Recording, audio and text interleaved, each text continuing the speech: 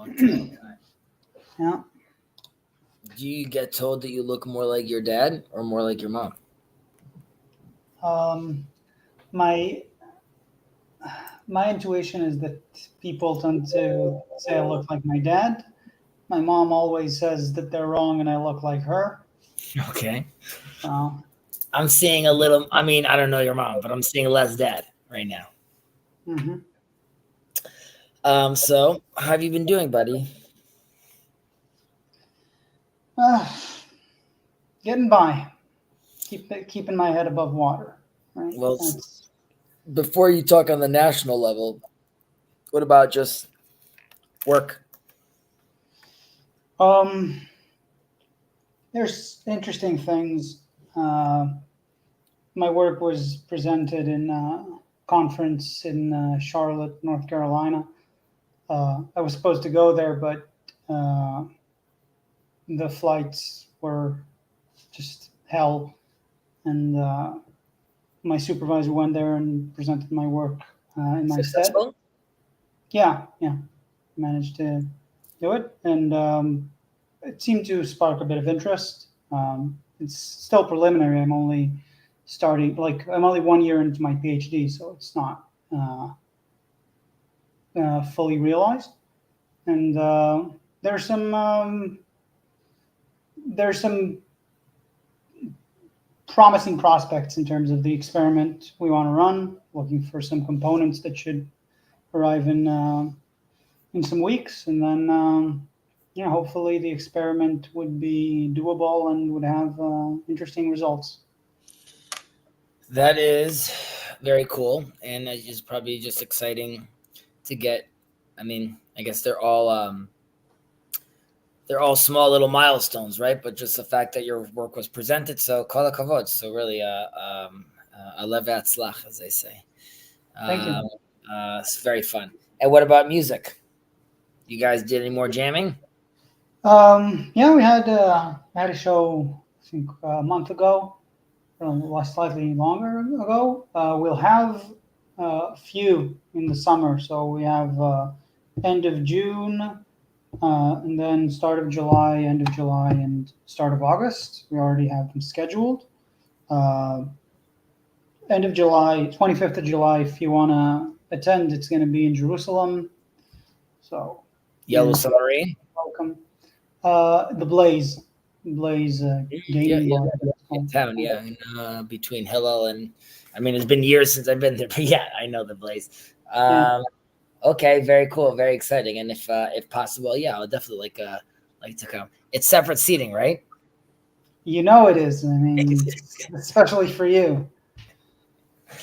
I'll just if we could just have a few minutes just to start off with a few words of Torah, and right afterwards we could start jamming. Um, so um, so so it's been unfortunately, I want to say that it's like there's been many developments over the last I guess last 2 months ago since we spoke, but um, while there has been I guess you could call them developments. On the other hand, like we quote unquote went into Rafiach. However, I'm just sort of expressing sort of general thing about it. Like, does it really matter that we went in or didn't go in a certain sense? Like, it just feels like we're just like in this salad. I just see right now someone just writing right now on this link right now. So to anyone watching this, Per Kavod is not this stream that was supposed to be at 9 o'clock and it was pushed off. Our friend Ben landed a new job. We're very happy for him, but he needs to shuffle his schedule a little. And is this forum open for discussion? Potentially not. Potentially yes, but later on, because we're first going to just sort of talk. But you're welcome to listen, and your comments, I'm sure, will be appreciated. So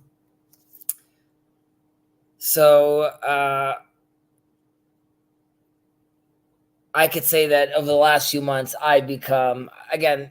I remain optimistic as a religious person, so like I'm still optimistic, but it's this war is getting to me, so to speak, and of course, I don't have. I don't. I no one I know is kidnapped right now, and I understand. Obviously, people are dealing with way worse stuff than we are. But generally speaking, as a citizen that's sort of witnessing and seeing this, um, it is quite depressing.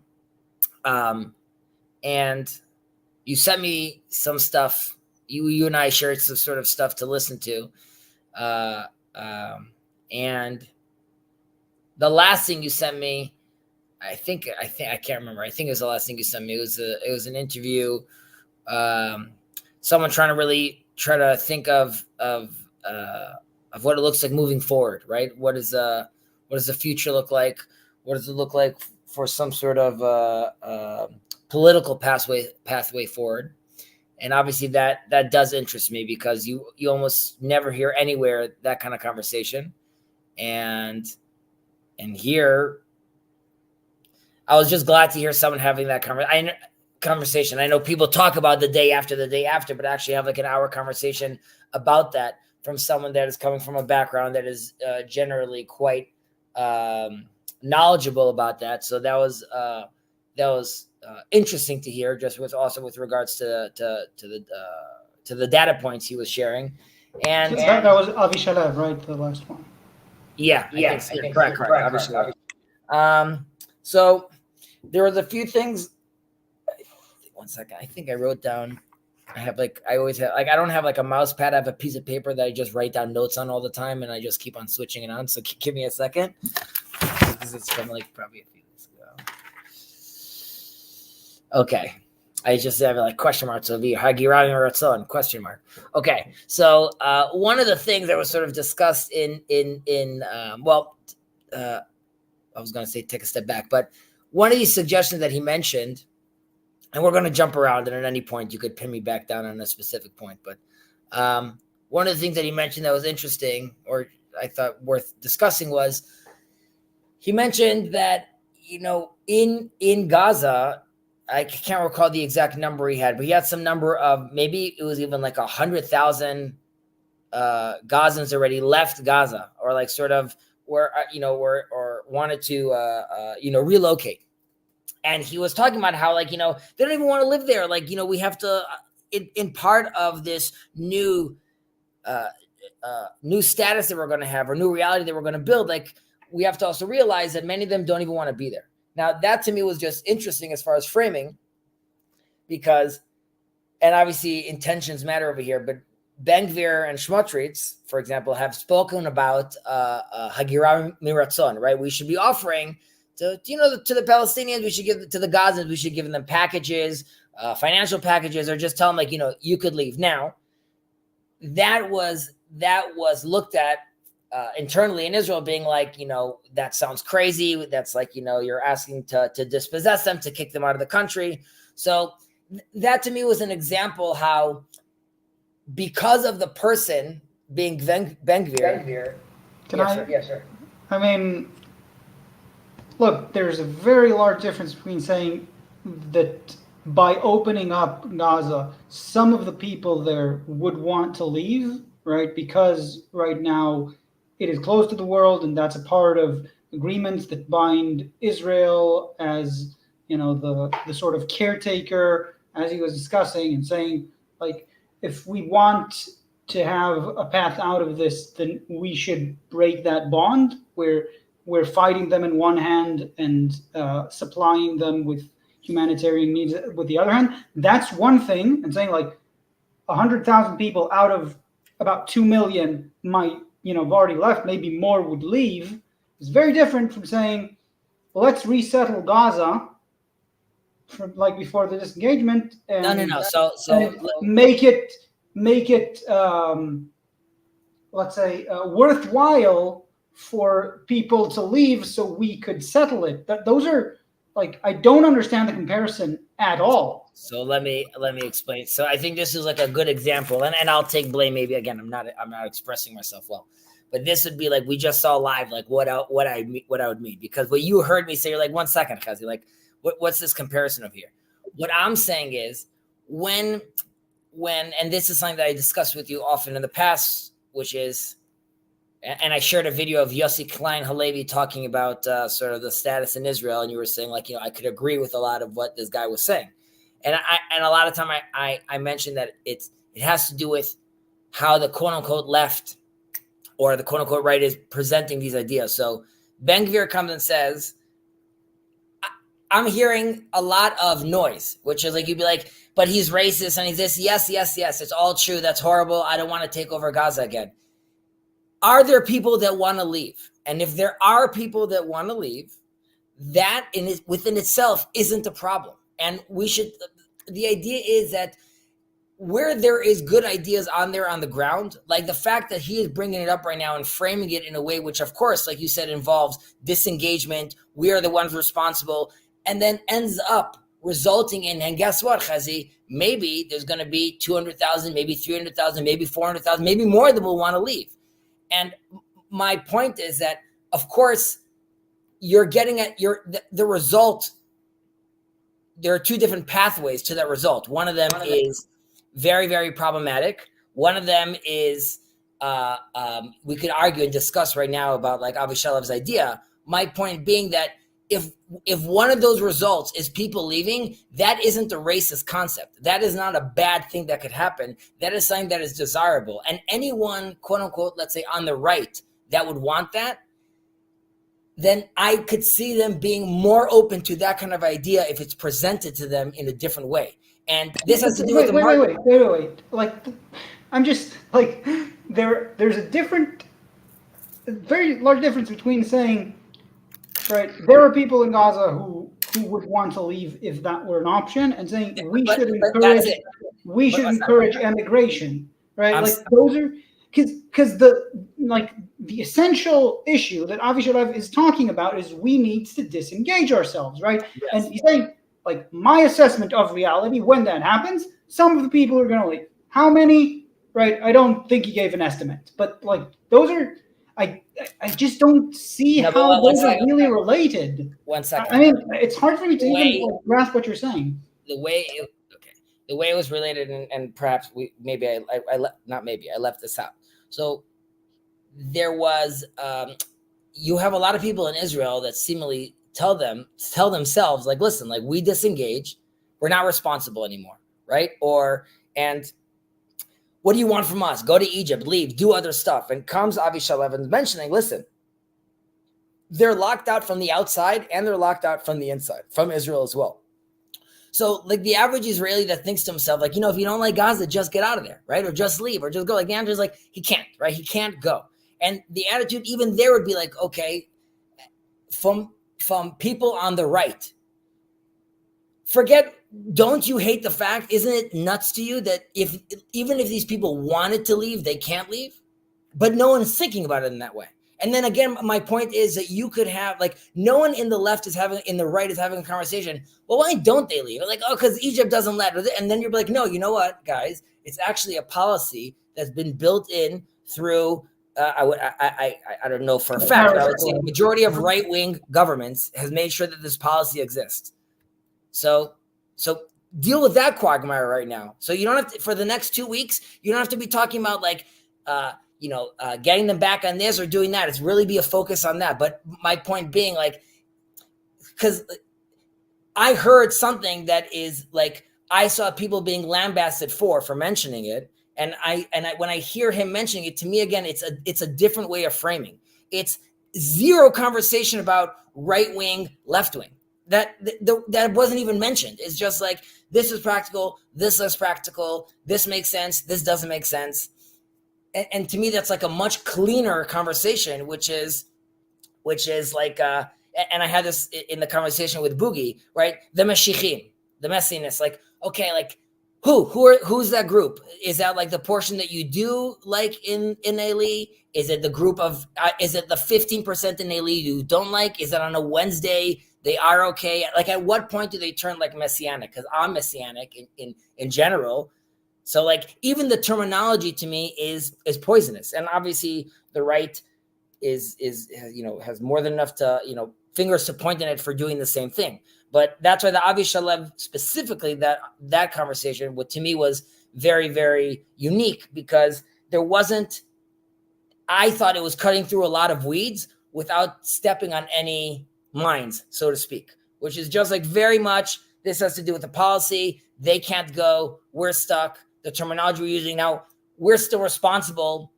We could get into the weeds, like what that means. But to me, that conversation was very interesting. I do think that I don't want to say like naive. I wonder like how he's like going to do these moves, for example, which is he said like, the world, he has this moment where he says the world is ready for us. We're just like giving them a hard time. Like it's it's not like Saudi Arabia and all the world are saying, hey, listen, we're just going to take care of all the issues. You don't have to worry about Israel. Like, we're giving you these guarantees. We're going to pay for everything. I haven't heard that yet. I haven't heard the world come and say, listen, Israel, we will take care of these issues, which will let you completely disengage from these people. We'll take care of them financially. We'll take care of them. I haven't heard that. And ironically, the example that was used about the port that they're building right now on Gaza, right? This is something that Bibi offered apparently like the second week of the war, saying like, if you guys really want to give them humanitarian, build them a port. Now, I'm all for that attitude. I'm all for the Arab world, the rest of the world getting together and coming and saying like, listen, maybe we could assist Israel with this and come and say, we will take care of this. We will build stuff. You could international stuff. We'll go check their lines. We'll check their airports. I don't hear that. I don't hear that from the outer world coming and offering like Israel, here's an off ramp. All you need to do is do this and this, and then everything's hunky dory. So like to me, like at least from what I understood from that offering is like the world is engaged with this problem. Israel, is squandering the opportunity to say, okay, you want to help? Here's the things you can do. Because my intuition was not the world is offering to solve a problem, which I think would be a bad idea from every side, because there's no one more in tune with what the actual problems are and what could actually be done and what's needed. People right here. So, right, the suggestions that Avisharev is saying are ones that are very viable within the current climate, in the world. What world leaders are requiring of Israel, offering that as a plan of action, he is saying would net us a lot of benefits. So to say like I don't understand, I find it more difficult to sort of get where you're coming from today. It just, I don't know, feels a bit disconnected. Well, I mean, like I said, like you could pin me down to a specific thing right now. It's just I'm sort of talking to you, sort of free flowing right now. Not with like a specific. I'm like bombing of X hospital. It's more just like an open conversation where I'm trying to like loom these things together. But I'm going back to my point of contention with what he was saying, which is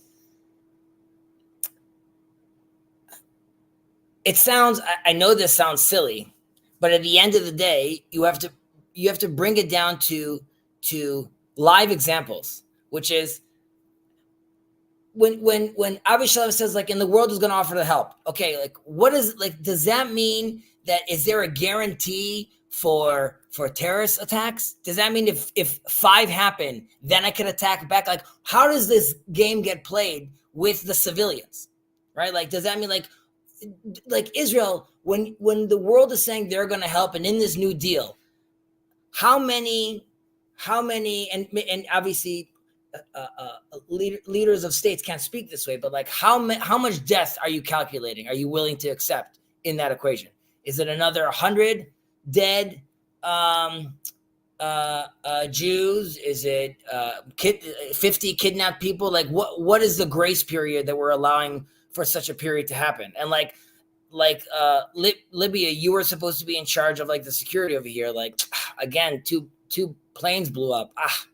So annoying that's happening. Like it's such a risky game to play, which is like, I'm willing to play that game, but like, I don't hear the world saying, and by solving our problem, I don't mean solving our problem, but it's what kind of responsibility do you want to take on world for telling me that like you want me to solve this. So what does that look like? And I'm asking also you, Gilad, like what is it that you would want to hear from from the rest of the world? Like what would make you feel confident when you're saying like what kind of security guarantee do you want? And I know we're limited obviously with like the scope of our knowledge of what like to demand for such a thing, but like look, what the point is, we don't give up at any point on our own capability and our own responsibility for security. That's never been like the suggestion. What Avishalov was saying, and I think is very visible in what's going on in Gaza today, is the siege has been very effective at making Gaza a terrible place to live, and very ineffective at preventing actual armaments from getting into Gaza. Right? So, like, they have anything they need to fight, right? Like, barring tanks and airplanes, obviously, right? But that's not something that would happen either way. And, like, we're supplying everything to them, in terms of electricity, of economy. Like, they cannot. He had a theory about that. He had one version where like they get that externally and then realize eventually that like it makes more sense to get that. But I'm saying the current situation before. Okay. I'm saying, so armaments get in, we have to take this, whole burden on us. He's saying instead of that siege, right, where we're not gaining the security in terms of prevention of armament, and we know this for many years now, right, just by the constant rocket barrages that we get, like that we can't stop the weapons flowing into Gaza. It's like the one thing. It's like the one thing we can't stop. Yeah. Like we're great at food, water. Mm-hmm. We're great at keeping out like food and water and toys and hope. I mean, that's generally like I'm hearing some cynicism in your voice, right? No, yes, I was just talking about like it's like the one thing that like we're just like, yep, that's like apparently like you could even get more of it. Like it's just crazy. That's it. Yeah, but that's like how it works. That's I understand how dictatorships generally work, right? You have Hamas in charge. They have their priorities, right? We have been appeasing them with Qatari money for a decade, and what's going to happen with that, right? All right. So again, I'm not disagreeing with. Listen, we've been doing it this way for so long. This sucks. It doesn't work, right? We need to disengage because we're stuck in this quagmire, right? Or the way he calls, like, this Gordian knot we have, which is like, we're damned if we do, damned if we don't. Your father was being very, he was correct when he's saying, like, it doesn't matter if we give them water, it's our fault that the water's too hot or it's too cold and the soap is not good enough. Like, there's no winning, which I agree. So I'm with you. And I would argue, putting aside and I really don't think it's a majority. The people that say, like, let's take Gaza back, right? Like we want, and I don't think, I also don't think, I was going to say, I don't think Bibi wants that either, but it really doesn't really matter what he thinks anymore. It's just, it's really not relevant. So just because I can't see how he's going to be here any much longer. But either way, you're offering, okay, we're going to leave, right? And then it's sort of like the world's problem. I'm not even getting to like the utopian vision where like they realize that like really, it really makes more sense to be close with Israel. Great. Inshallah. What is, again, like, what are you comfortable? And this is a hard question because you could say, listen, Chazi, I'm at the very least comfortable with like anything less than October 7th, I guess I'm still comfortable with, I guess, because like, that's like keeping this scenario. I get your question, but I don't get the context, right? Like you're saying, like we're doing something like a sacrifice or a move towards peace, I think is what you're saying, and then how much death we're willing to tolerate. And I just don't understand, like in this context, what are the two options, right? You have to pin it against something else. It's not like an absolute, because we're losing. Like there's October I'm 7th, with you. the war. What are you comparing it to? So, What am I supposed to compare it to? So what I'm asking is, right? Okay, you're talking to the extremist, right? And he's like, and we're gonna do this. The second we do it, you see they're gonna come after you. They're gonna attack. What is the response to that? What are you telling them? So you're not telling him that won't happen, right? That's gonna be silly. And I'm literally asking, like, how would you articulate yourself? And it's okay to say, like, yeah, of course, it's gonna be very difficult, and there's still gonna be like pains involved. And like again, we could use words that are just easier for us, are more palpable for us. Like, things will be tough. It'll be an uphill battle, and we're just accepting that. So what I'm saying is this: right now, our security is being cared for by the fact that we have forces on the ground, like doing raids and defending the borders, doing all of those things, right? At the moment, in an absurd turn of events, nothing else is going on. No alternative is being built. Nothing is moving in any direction. All I'm saying is do something, right? You want to, if you're telling me like it's going to be hard, it's going to be harder not to do anything. That's the worst of all possibilities, right? Just like it, and then like if there are two options, we can compare them. But right now we have the pains, because that's what happens. Like you have soldiers confronting terrorists on the ground. They're getting killed. We have the hostages. Nothing is moving in any direction. This is like Avi Shalev was interesting for me. I found it inspiring. I found like other people like Yair Golan that I sent you also inspiring. But like if we get to the point where I'm talking to an extremist and saying, if we do that, nothing happens. But what's the alternative? Okay, give me an alternative. Okay, so I can compare it to. Okay, so what you're saying is, I'm really not trying to be annoying. It's like, yes, there's no other alternative. So I'm facing death here, and I might face death over here, but I'm going to try this because this is clearly not working right now. It can't work. I mean, it's not clear not working. Sure, it's like, by definition, not a thing that can work. So I would ask then, okay, in this scenario, okay, I'm the guy. I'm calling the shots, okay, and I'm coming. Listen, Gilad, I like your idea, and we're gonna follow through. We're gonna do this. We're gonna make this move, okay. But Gilad, as my trusted advisor, okay, I'm going to do this right now, and we're taking a risk, right? What am I supposed to do, Gilad, if now I do this move, a few other more people get kidnapped, and then they shut down, like that group then shuts down the country and says, like, we told you not to go, so we're cutting down the highways and we're closing down the schools. Like, can I ask, is it fair for me to ask, guys, if I'm doing this deal, population of Israel, if people get kidnapped or people get killed, like, it's just something that we're going to have to deal with. Like, you have to play fair, and we're all deciding this. If things hit the fan, I need a grace period where, like, there's not going to be, like, no, but you said, but you promised, because then I can't do anything. Because if I'm going to do something extreme, for example, if I'm not going to decide, I'm going to take in all I'm going to bring in and recruit all the ultra-Orthodox people into, right? So you guys realize, population, that they're going to lose their shit, right? So I need to know that you're not losing your shit, because I'm going to like up the taxes. And if you do, then obviously I can't get anything done.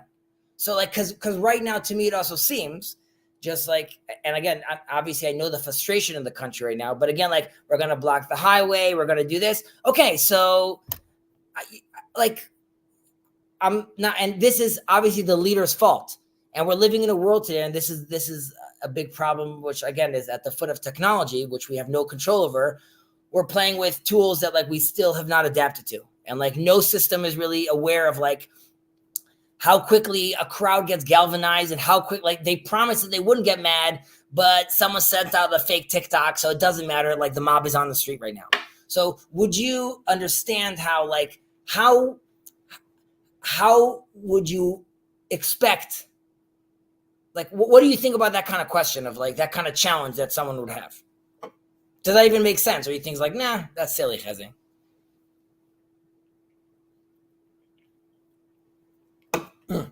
You're mute.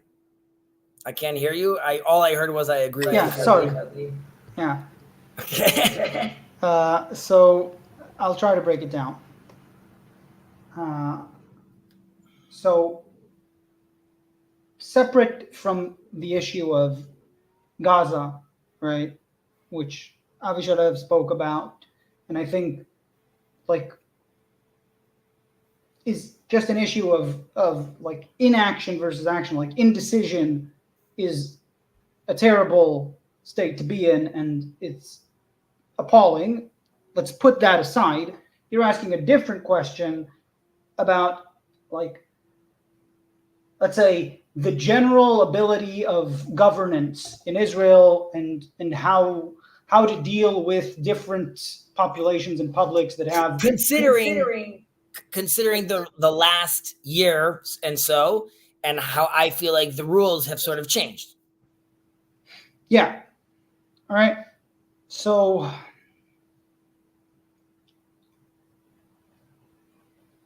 and I want to just add one more point, which is, it's a very sad point, but Gilad has been sending me, and I've been sharing a little with him, these unfortunate reports of increasing violence from Israeli extremists, Jewish extremists, with regards to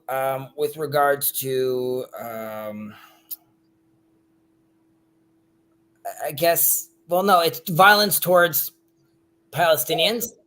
And not that, I mean, in general, it's wrong to have any violence, but specifically also when it's focused at non-combatants and people that are not necessarily involved with any of the wrongdoing that's going on. But even in that case, you should obviously call the police, or blocking the humanitarian aid.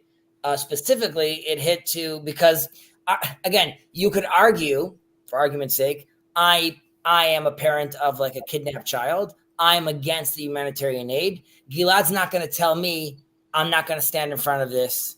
let me just maybe for the Just listeners, understand how it became much worse than that. Let me just describe the specific things I sent you, or highlight a few of them. Sure. So we're talking about after a settler teenager, 14-year-old, was kidnapped and murdered.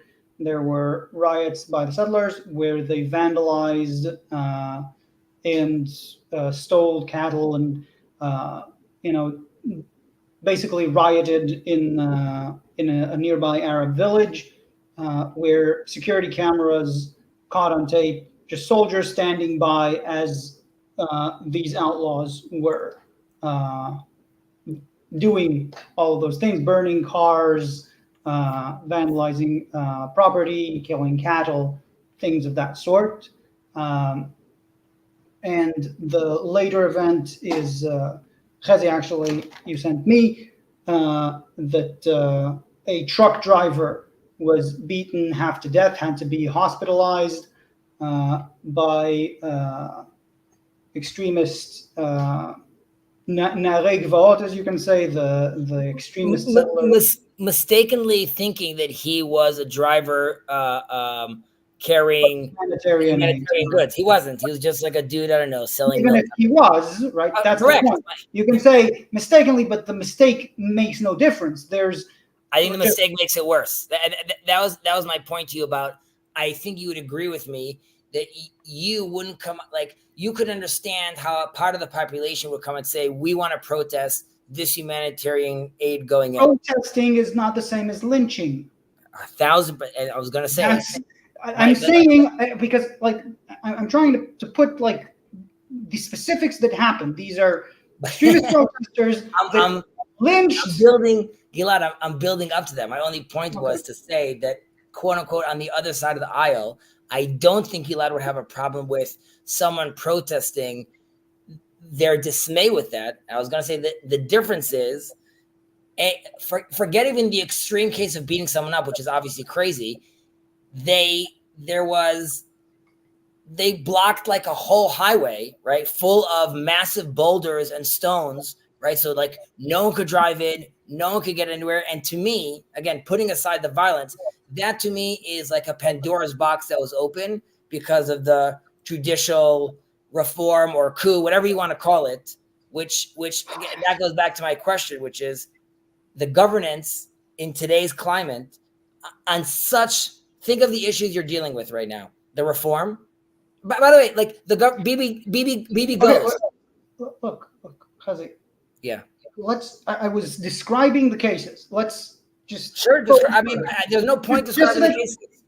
Just like the specific things, and then we can discuss it because you're moving like, and I have issues with every one of those points. But go ahead. Them.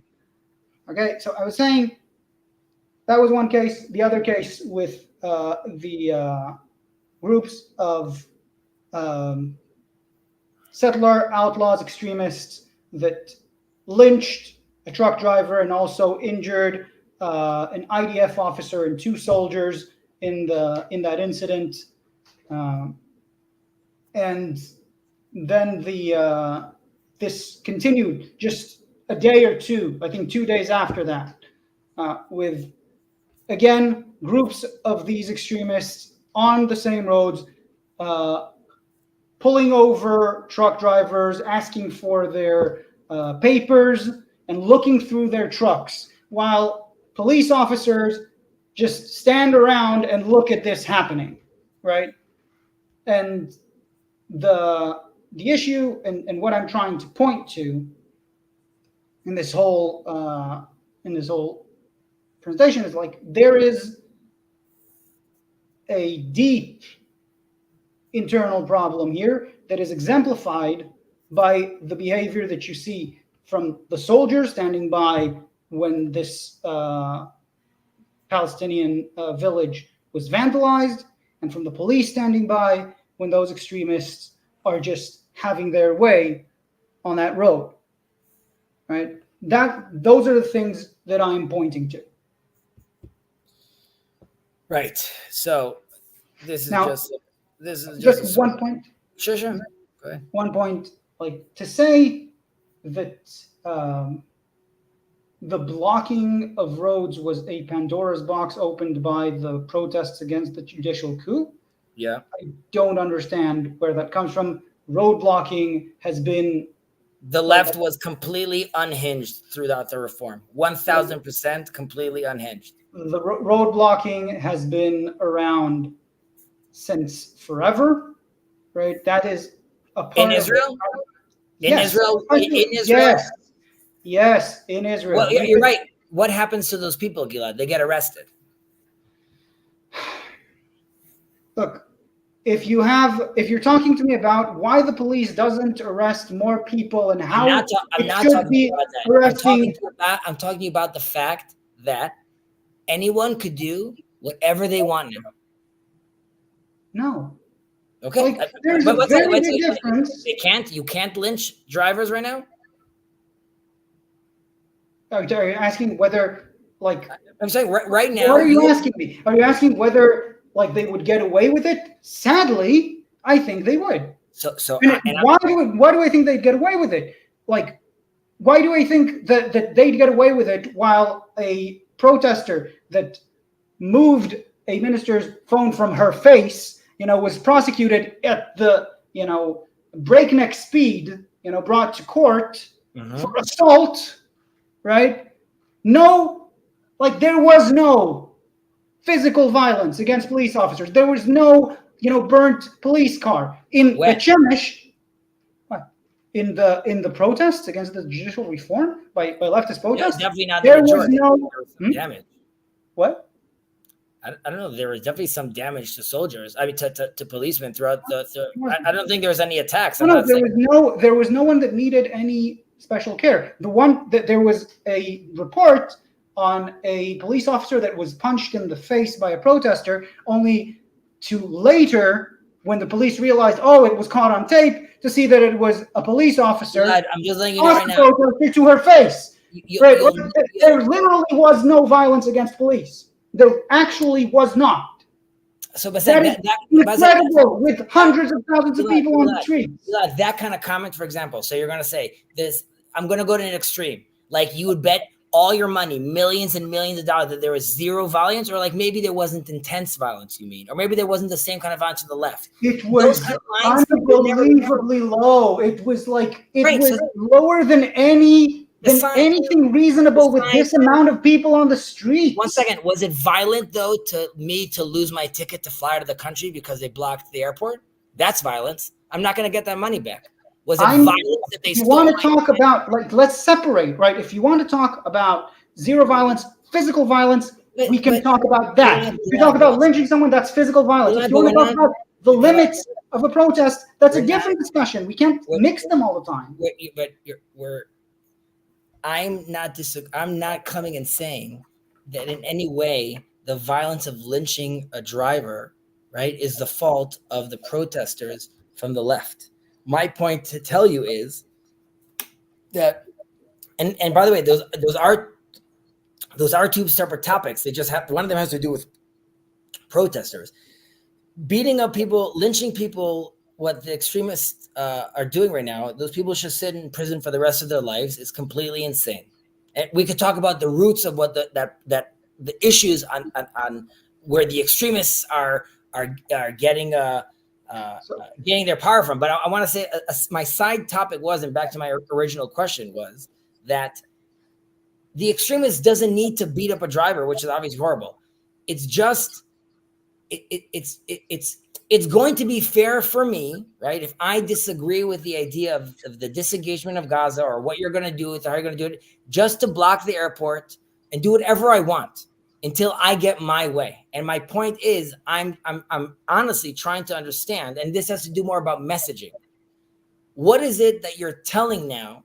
Like, and that's why I'm jumping around again. I'm sorry. When I heard the conversation with Boogie Ya'alon, the former Minister of Security and Chief of Security, who's right wing, they're calling him a traitor because he's quote unquote against the reform and against Bibi. Either way, he came and said, or he agreed when your father said, it's when he was talking about Jewish terrorism, and it said like it's their Hamas against our Hamas.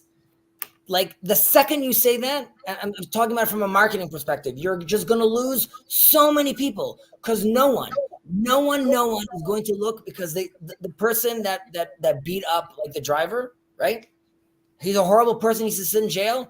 It's not even close to the level of hate, level of ethics, all the things that a Hamasik would have done. And that's why when those terms are used, it's just so hard for the right to connect. And obviously this is different when Hillary Clinton says like the deplorables, and that's something like a shift of all those people. Like the left has to figure out a way to present its ideas. And there's, again, all this criticism on the right. It's all good. You could bring it to me. My point is, I want to hear from the left, and I want to hear in a way that's not like either not calling me out because it's rude to do, not calling me out because tactically it's a mistake.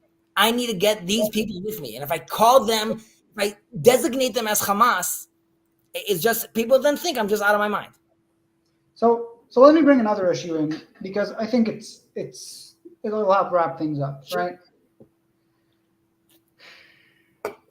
You were talking about the limits of what is permissible, right, in protests specifically. And to discuss that, like, there has to be a discussion of what is permissible for government, right? Like there needs to be a constitution specifically, right? That's what sets the limits of those things. And we have many problems because we don't have a constitution. Would you at least agree with that? Right? And but everything you're going to say right now, like I mean, if it's going to, because we had this conversation in the past of, and you'll excuse me. I'm going somewhere. You'll like, it's not something we talked in the past. Okay. Sure. Now, when we get to a state where we're losing sanity. We're losing the basic elements of what we can rely on with our institutions and our. According to who? Let me pin the specific example, okay? Right. When you have a 7 times convicted felon in charge of the police, and he is performing traffic offenses left and right, and then he tells his driver, who by law should not have been permissible to be even occupied with a government license because he's a repeating offender. He tells his driver to run a red light, and this driver rams into a car that crossed on a green light, right? Causes an accident. Then they make up a story saying it was an operational drive where he had to just take his daughter to this operational drive, right? And then that everything's permissible because he's under threat and he should be able to cross red lights whenever. And we just go on like, okay, this is normal. When we have literally just felons being felons and running state institutions like a crime syndicate, right? When you get to this point, right? If I heard from at this point from everyone on the right saying like, okay, we have our agendas and everything, but we can't be running like a crime syndicate. Ben-Gvir has to go now. We weren't aware of this, but now that we are, Ben-Gvir has to go. This is unbearable. They don't say, anything close to that. Because the way, and this is the reason why Ben-Gvir also got into power, because I think you would agree that many people on the right, you could be obviously it's not enough, don't like Ben-Gvir. I don't think, do you think Bibi Netanyahu agrees with his policy? Do you think he likes his policy? Okay. I have no idea what Bibi Netanyahu is thinking. Sure. Maybe he's left wing. He might be. I have no idea what he's thinking. So maybe vote for him next time. Who knows? But I'm saying, okay. No, I won't. That's the point. Like, I wouldn't vote for him, regardless of his ideology, for many different reasons. Like, for one, because he's willing to run the country like a crime syndicate. Sure. Okay. So the reason, right, that you don't have people jumping up and down saying like, why does Ben-Gvir need to go, right? Because you could see even on the right-wing media, let's say when he texted Biden heart Hamas, for example, literally creating like international incidents just because he's an idiot, right? He got lambasted for that. Now, okay, so guys, so the right, why don't you just say like, F this guy, like this guy's crazy, like we can't have him over here. Because if he's gone, the coalition falls. And the coalition falls, the leftists take over. And if the leftists take over, then all the bad things in the world happen. Doom, right? Like we should keep our assholes in charge because there are assholes, right? Well, this is like when Yair Golan was talking about, like, as he said, identifying processes that remind him of the 20th century dictatorships, right? That's what he's talking about, right? That's literally historically, right? Right. So I think that's so. Again, all I hear is you compared him to someone that murders babies, and he doesn't want to. And even if he's wrong, and even if he wants to go to jail, no one there in this country wants to do what Hitler did. So it would be an example to Yair Golan. Just use a different example and not the Holocaust, because it's just going to fall on deaf ears. It doesn't matter that if then you break it down, you'd be like, you see these things that Ben-Gvir is doing? It's also like these 4 things that Goebbels did. And you could, great. It's like still a different story. So like that point is never going to, and this is like the other thing I was saying, the marketing, it just doesn't work. The whole other side doesn't hear it. It doesn't matter if you're right.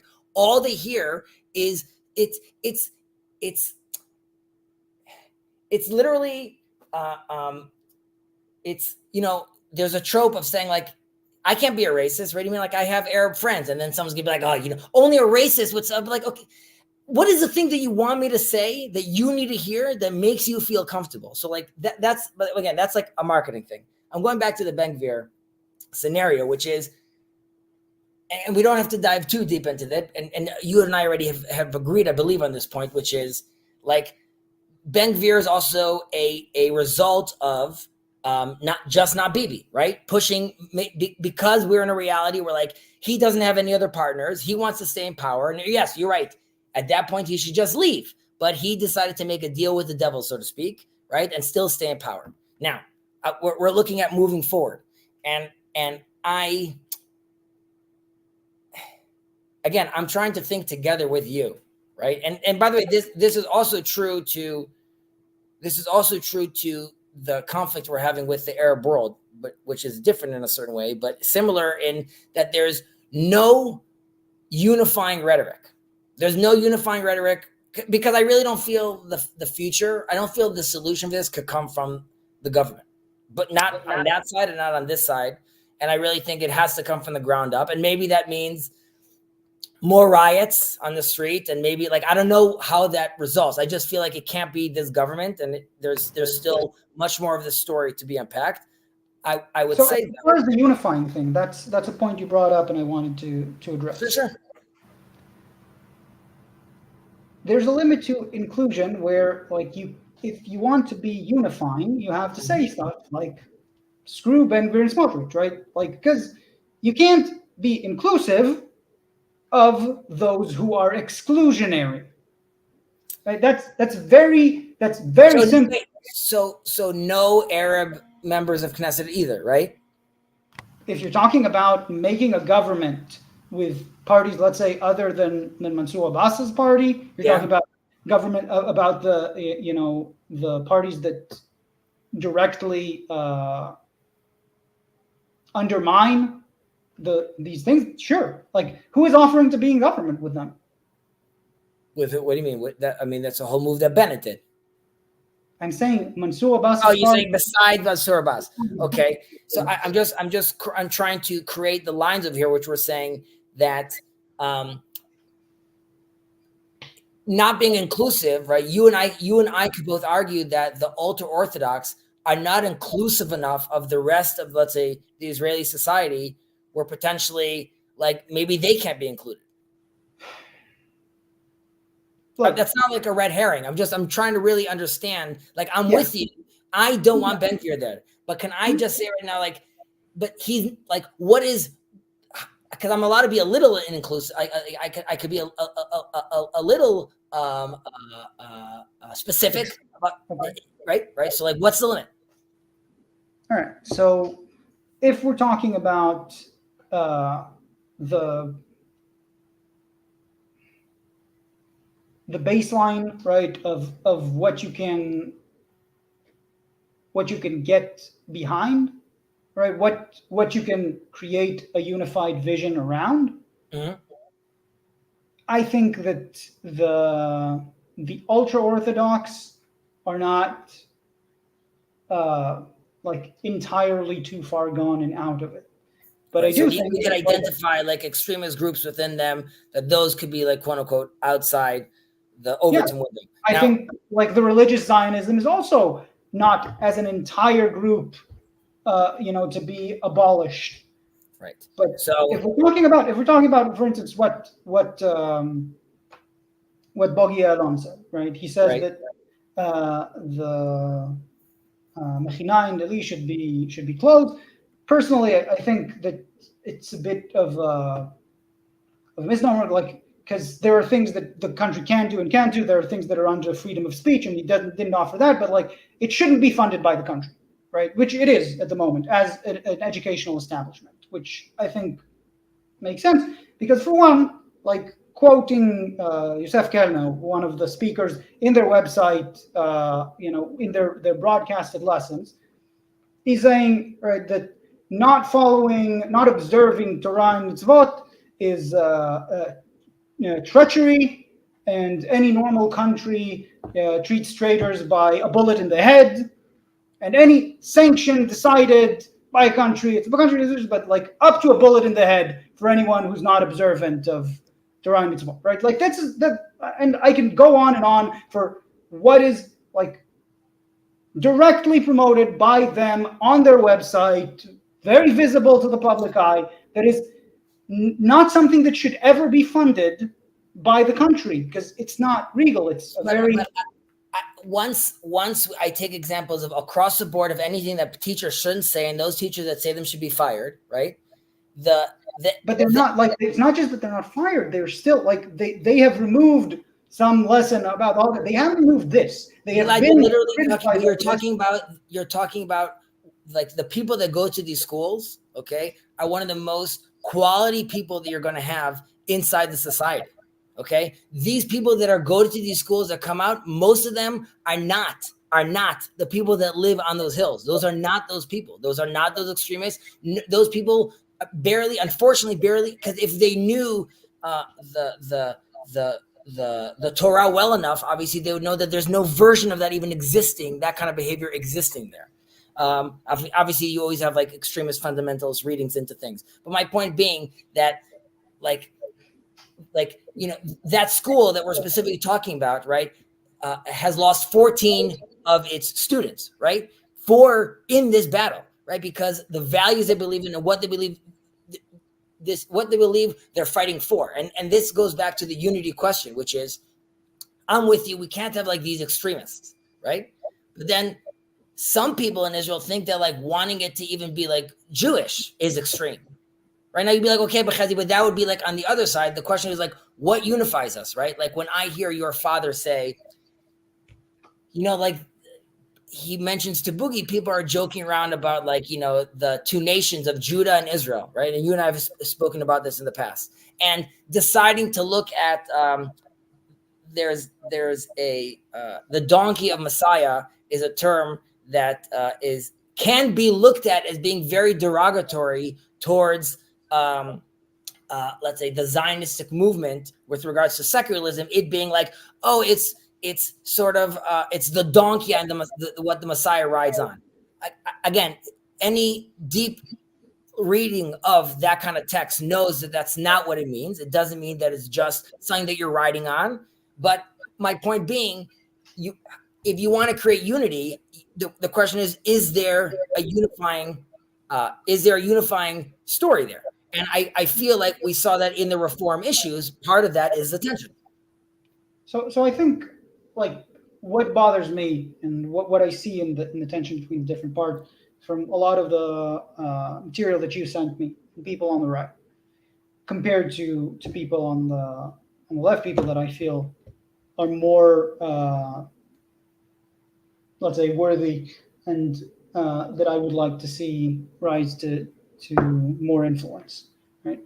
What I see on the right wing people that you send me, especially the talk between Levenstein and Yusian, which are both people I have deep problems with. Actually, I'm glad that you brought that up because I want to talk about that conversation too. Yeah. So basically, I've never heard them being wrong. Like they're never like taking responsibility. I mean, you heard that. I mean, no. Let me finish. Like the problem, and they discuss this problem very deeply. Problem is how they didn't have enough power. Whatever happens is a result of not having had enough influence. They literally say, if our person, off of Inta and Smotrich, if they were in charge, this October 7th wouldn't have even happened, right? This, by the way, brings up that police officers at this point allow themselves, and this was another episode of the podcast, to just spew politics onto people they arrested in protest, just telling them, yeah, without Bibi, it would have been much worse in October 7th. This is like police officers and investigations of protesters. That's a different point. Everything is about how we were too naive. We didn't see how demonic our enemy is. They're all progressive communists, and all this is Levenstein and Yusian, not me. I know, right? But it's shocking to me, like what I was hoping. Those aren't two people. That's not my spiritual leader. And Yosian came onto the screen like 2 minutes ago. Like these are not people that I'm like, these are my guys of truth. The reason I sent it to you is because I wanted you to see, here are two people in the right, which let's say the quote unquote left could see as like a monolith, and be like, they disagree. And in their disagreement, my point is being like, Levinson saying like, I don't want to force anyone on Jewish law. I don't want those things. And my point would be like, can't you see there? That is someone. There's a discussion to be had over there.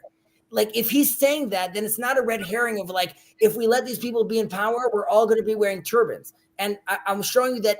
So that's the point. That's a good point. It's good you're bringing it up because my to me that's kind of like the that's not real communism thing. Like, oh, he's the Lenin figure, right? He's the guy with the great ideas, right? But when it comes to actual how it's implemented, how these things pan out in reality, it looks like the lynch mob on that driver. It looks like the Jewish underground. It looks like the way I see it, and like this is where why can't it look like me? Why can't it look like you? I think because like why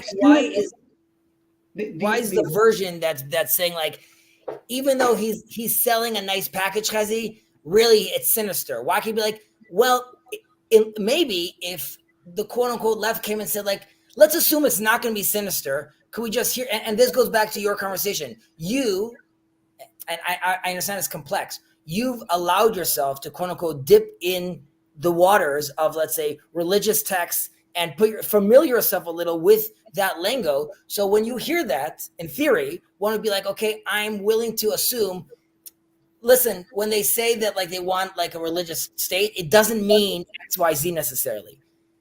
Aren't those the voices you want to promote?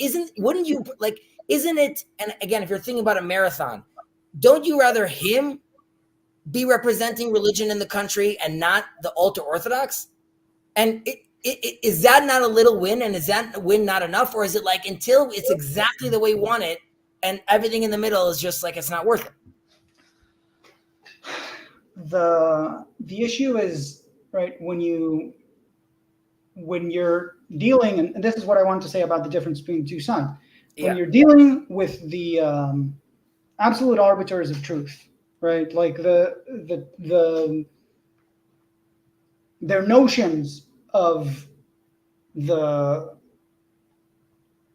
capacity to communicate with like the wide variety of people on the other side, and this is very deep within the texts that they and the lessons that they promote. Like they call I think following or I think misinterpreting, but also following like literally at least the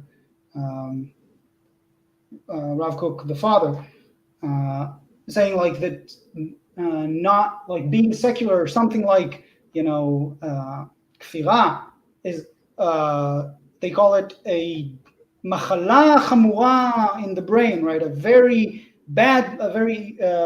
severe disease of the brain, right? They're talking about people like me as being severely sick. We don't know anything about what we're doing and how we're doing it. This is like the difference. I'll just point right to the difference that I see, like because you would say like this is just a mirror image, right? What I hear here in Yair Goran when he's talking about it, which is very different from the talk on the right, is like I want the highest quality of people from all of these walks of life. I want the best kippah sruga. I want the best of the ultra orthodox. I want all of these people on board, in positions where they matter to follow this, vision that we can create a shared vision. When I see on the right, we need our people. We need Ofer Winter. We need Smotrich. We need them in power. We see Achim Laneshek. No matter what they did, they are psulim lachalutin. That's shirky. But we want our people in power is the wrong attitude for sure. It's a reaction to I didn't have my people in power the way I wanted to. Now you could argue, what are you talking about? It's a right-wing government for so many years. Sure, but that's the thing, and I wrote you that today, right? Yeah, but not in the courts. Radicalized worldview. Like it's all about power. It's all about like all that they're focused on. We didn't have enough power. Like October 7th, right? How can it still be the left wing's fault? Right? Everything is still the left wing's fault. I cannot trust them. I cannot trust the people who are the arbiters of truth, even as But like can't but things you can't happen. you don't see it the other way around. You can't see like that the right would say like, but it was Bibi's fault for 25 years. Everything, the moon landing, everything that happened is Bibi's fault. Is Bibi's fault. Is Bibi's fault. Maybe like how many years of crying wolf? I can't trust. And that's my whole point. You might have very good criticisms if I hear them under the guise of messianic, ultra orthodox, not democratic. So then it's like nonsense, nonsense, nonsense, nonsense.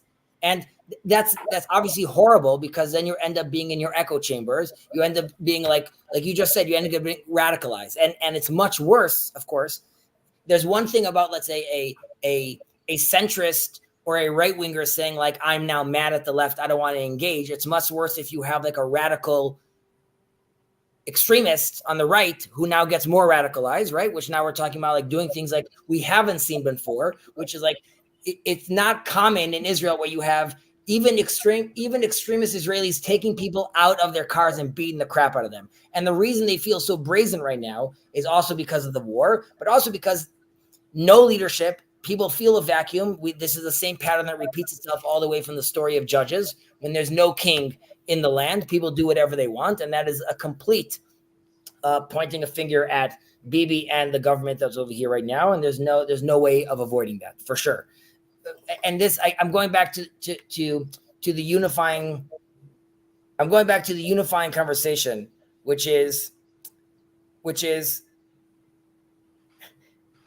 let's think about this for a second. You and I both agree that the ultra Orthodox in Israel need to join the army, right?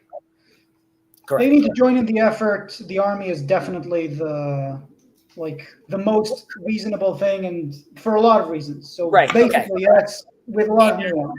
And October 7th just stressed this. There's been models of us waiting and being patient and things like that. But the time has come. This makes sense. Now, the argument is they have to join. They have to bear the burden like the rest of us, right? And, okay, now, there's another argument that I believe you and I would agree with, which is we need to make sure that the army doesn't become too religious, right? We want to make sure that it remains more of like a secular place. And this is part of like the tension in Israel, which is Jewish and democratic, right? Secular and religious.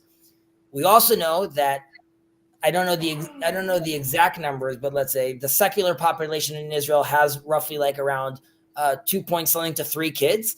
And the the religious population, sorry, there was not a Freudian slip. The religious population in Israel, or the observant population in Israel, has closer to around 5 to 6 kids, if you consider the ultra-Orthodox. That means that army, it's a bet, right? It's a bet that, and this is what I would sort of want to hear the left to say, we are willing to risk the army becoming more religious, but we just want you inside. And we will, if that time comes, just based on the demographics, we will accept it as it is.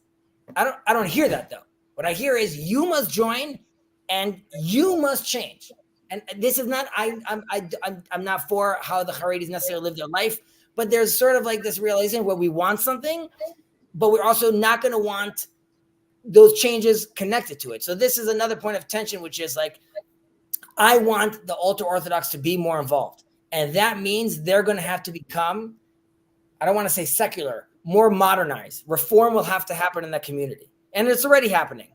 What is like, how now in part of us, in our unifying story, right? What is the wiggle room that the left, quote unquote, is willing to give? They'll be like, but we've already done so much in the past. That's a past conversation. You and I would agree that it's a very big move to tell someone from the Orthodox, guess what? This is happening. You're joining.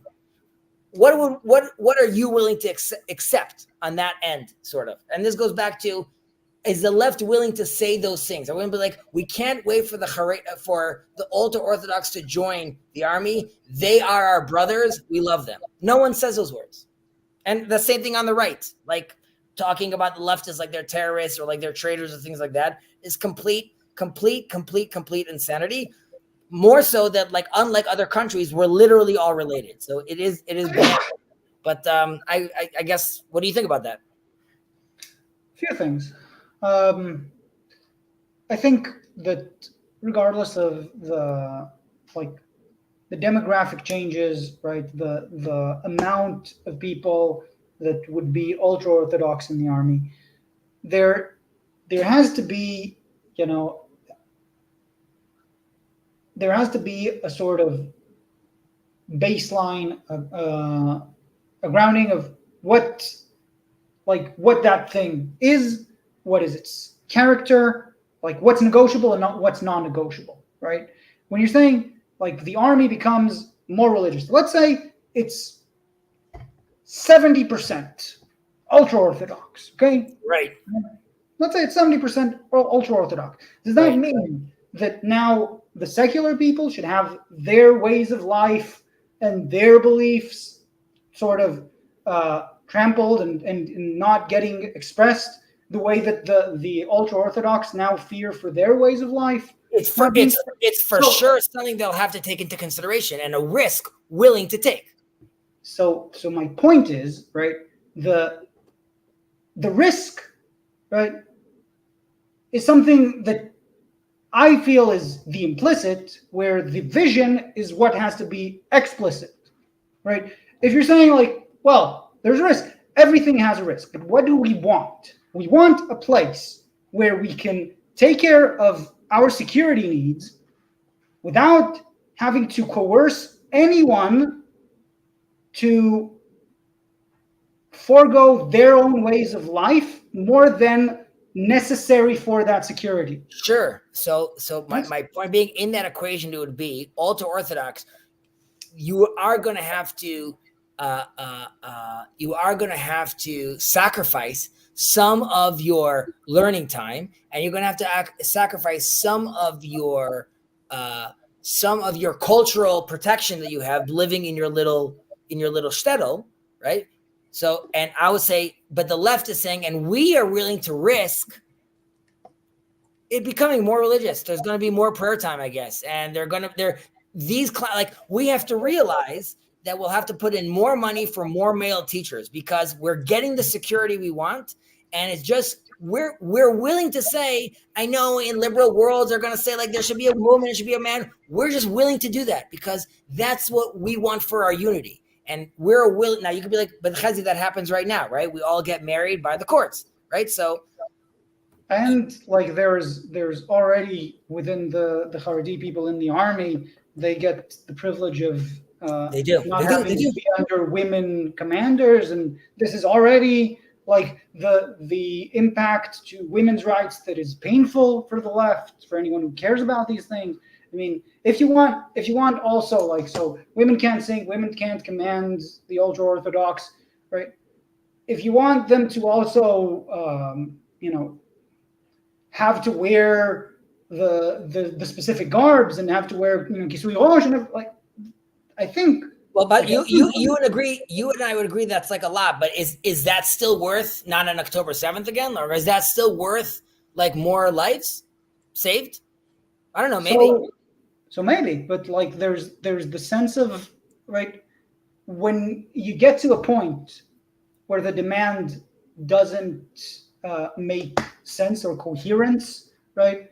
Then accepting it as a, well, we have something more important might not be the best move, right? Right. So Regardless of, not because I don't think it's worth it, but because there's a real concern that, like, it's kind of like with the people who criticize the end of the last hostage exchange because Hamas gave less hostages than expected or anything, and like negotiation experts say, like, you can't judge that because when the negotiation team decides that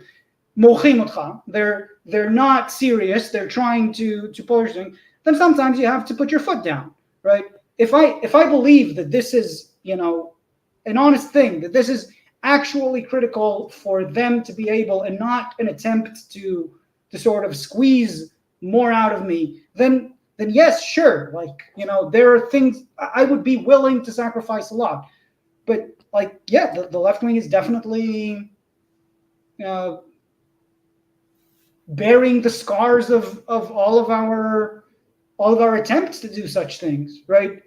I mean, again, I would argue, and this is like I'm just pivoting for a second, that like in Eli, the Mechina, right? They'll be like, and we're all definitely having the scars. 14 of my kids are gone right now, and that's because together with the government, we wanted to build something that, but that is the narrative, right? We wanted to build something together with the government. We wanted to make sure that these people are involved with the country, are involved. Like I'm saying, the idea, I think you would agree with the concept, would you not?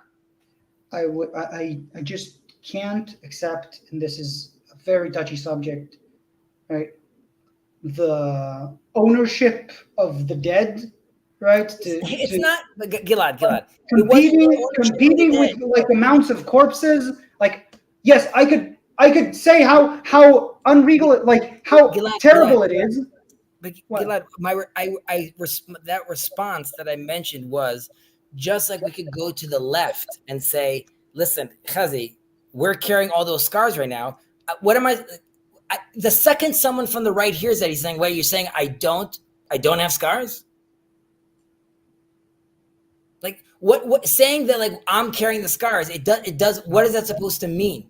Because it's supposed like is it supposed to make I someone on was the right saying, okay, maybe I was misunderstood. I was saying that the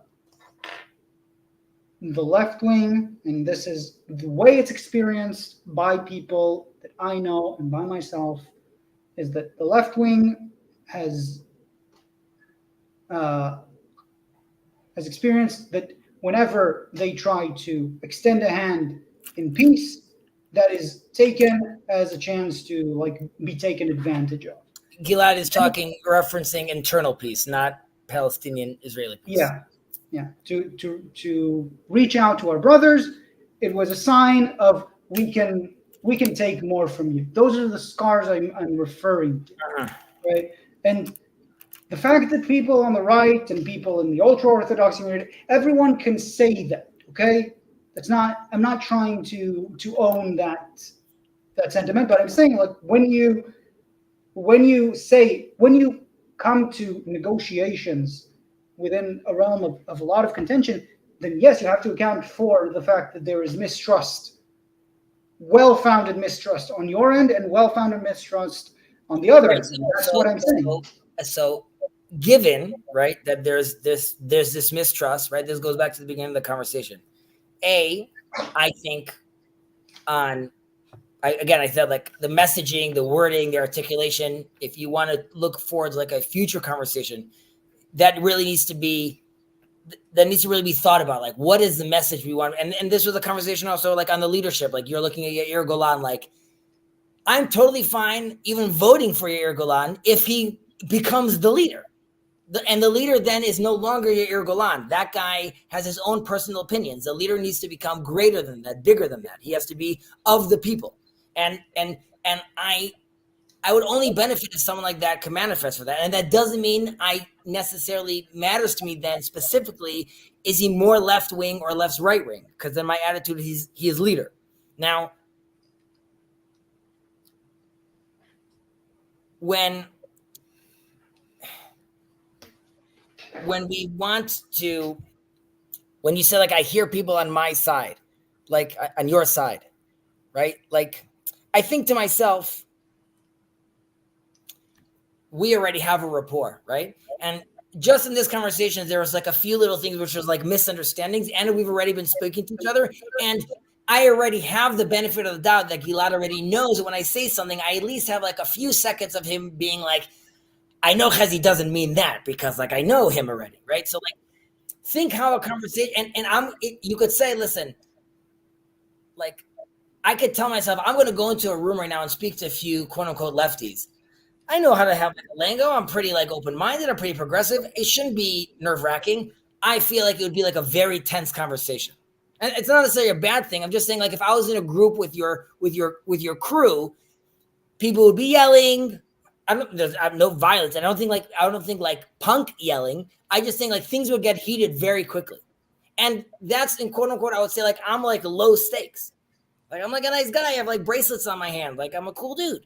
Like there would still be like a lot of tension. And that goes back to when talking about unity, right? Like you're saying, listen, there's the left needs to feel that if it's reaching out on the other side of the aisle, right? Someone's there to reach with their hand and shake it, and not them like to pull and yank and demand more. The question is, are the basic narratives, does the left already feel, and I'm painting with a broad brush right now, and this is going back to the reform, is it because it feels to the religious right that even the concept of religious feels like already too much of an ask. And I think that's also part of the tension, which is like what I feel like you going above and beyond for, I'll be like, but that's a prerequisite. That's like a Jewish state. So like that's not you doing me a favor. That's like, of course, it's like it sort of. So you would argue, I would disagree with this right now from a different reason, though. I would argue an ultra orthodox person would say, of course, you're going to get married according to the Jewish law because it's a Jewish country, and the only reason we have a Jewish country is because we're Jewish people, and the only reason we're Jewish people is because we made sure to only marry Jews for thousands of years. So, like, obviously, we're doing that. Now, someone from quote unquote left would be like, "What are you talking about? That's nuts!" And then, boom, you're at a point of tension where someone's like, "But we're not building the country like the rest of the people. We're doing something a little magical over here." So, this goes back to: are we, as a culture, and like I would ask you to, for your friends, are your friends ready to have a conversation? Which, and this goes back to that thing I sent you about the korbanot, which is like, are we willing to have a conversation? Which, as a country, we want to become more spiritual, quote unquote, more religious. But on my side, on let's say the right hand side, that doesn't necessarily mean more authoritarian and more restrictive. I believe it means something more free. Do you think the left is interested in something that, or anything that sounds religious is a problem already? And then I think we're ultimately going to find ourselves again in this So, swirl. so I guess two things.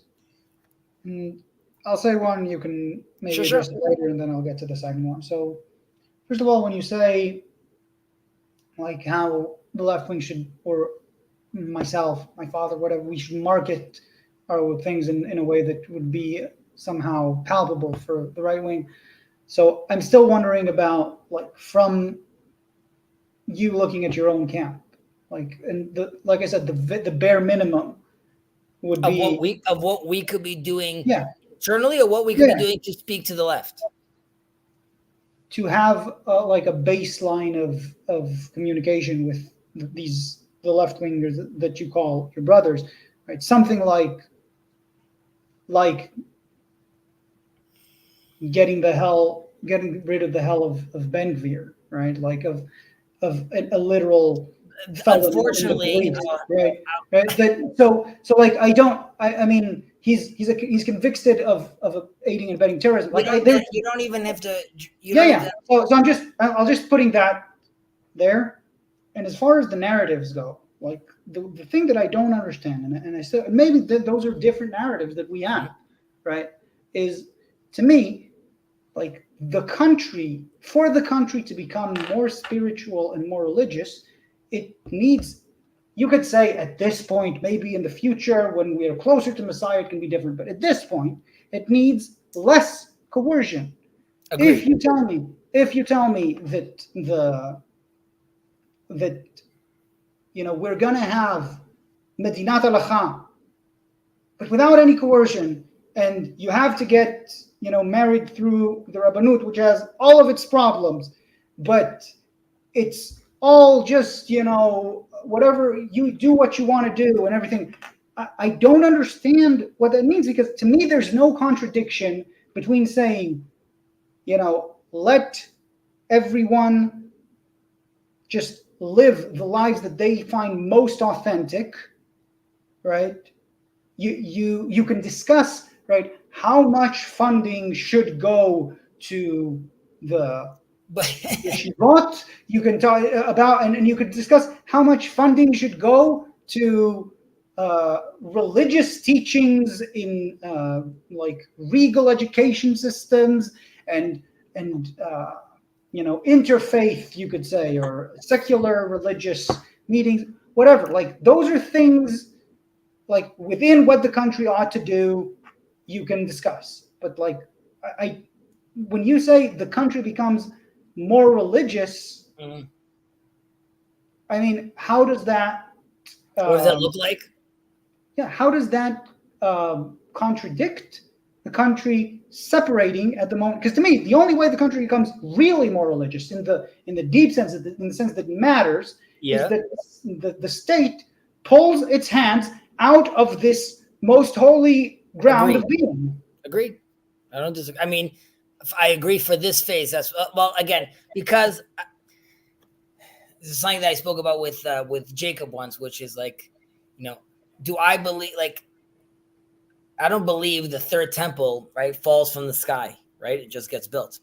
The rabbis discuss as well. It's more of like a joint thing with us and God. What does that look like though? And I believe like it looks like we will build it when we want, and the only way we'll ever build it is if like the majority of the population feels like it wants to do it, and then it would happen. And as far as you and I are concerned right now, for us to imagine the population of Israel wanting to build the temple, that is a miraculous. That's a miracle because like that's not going to happen right now.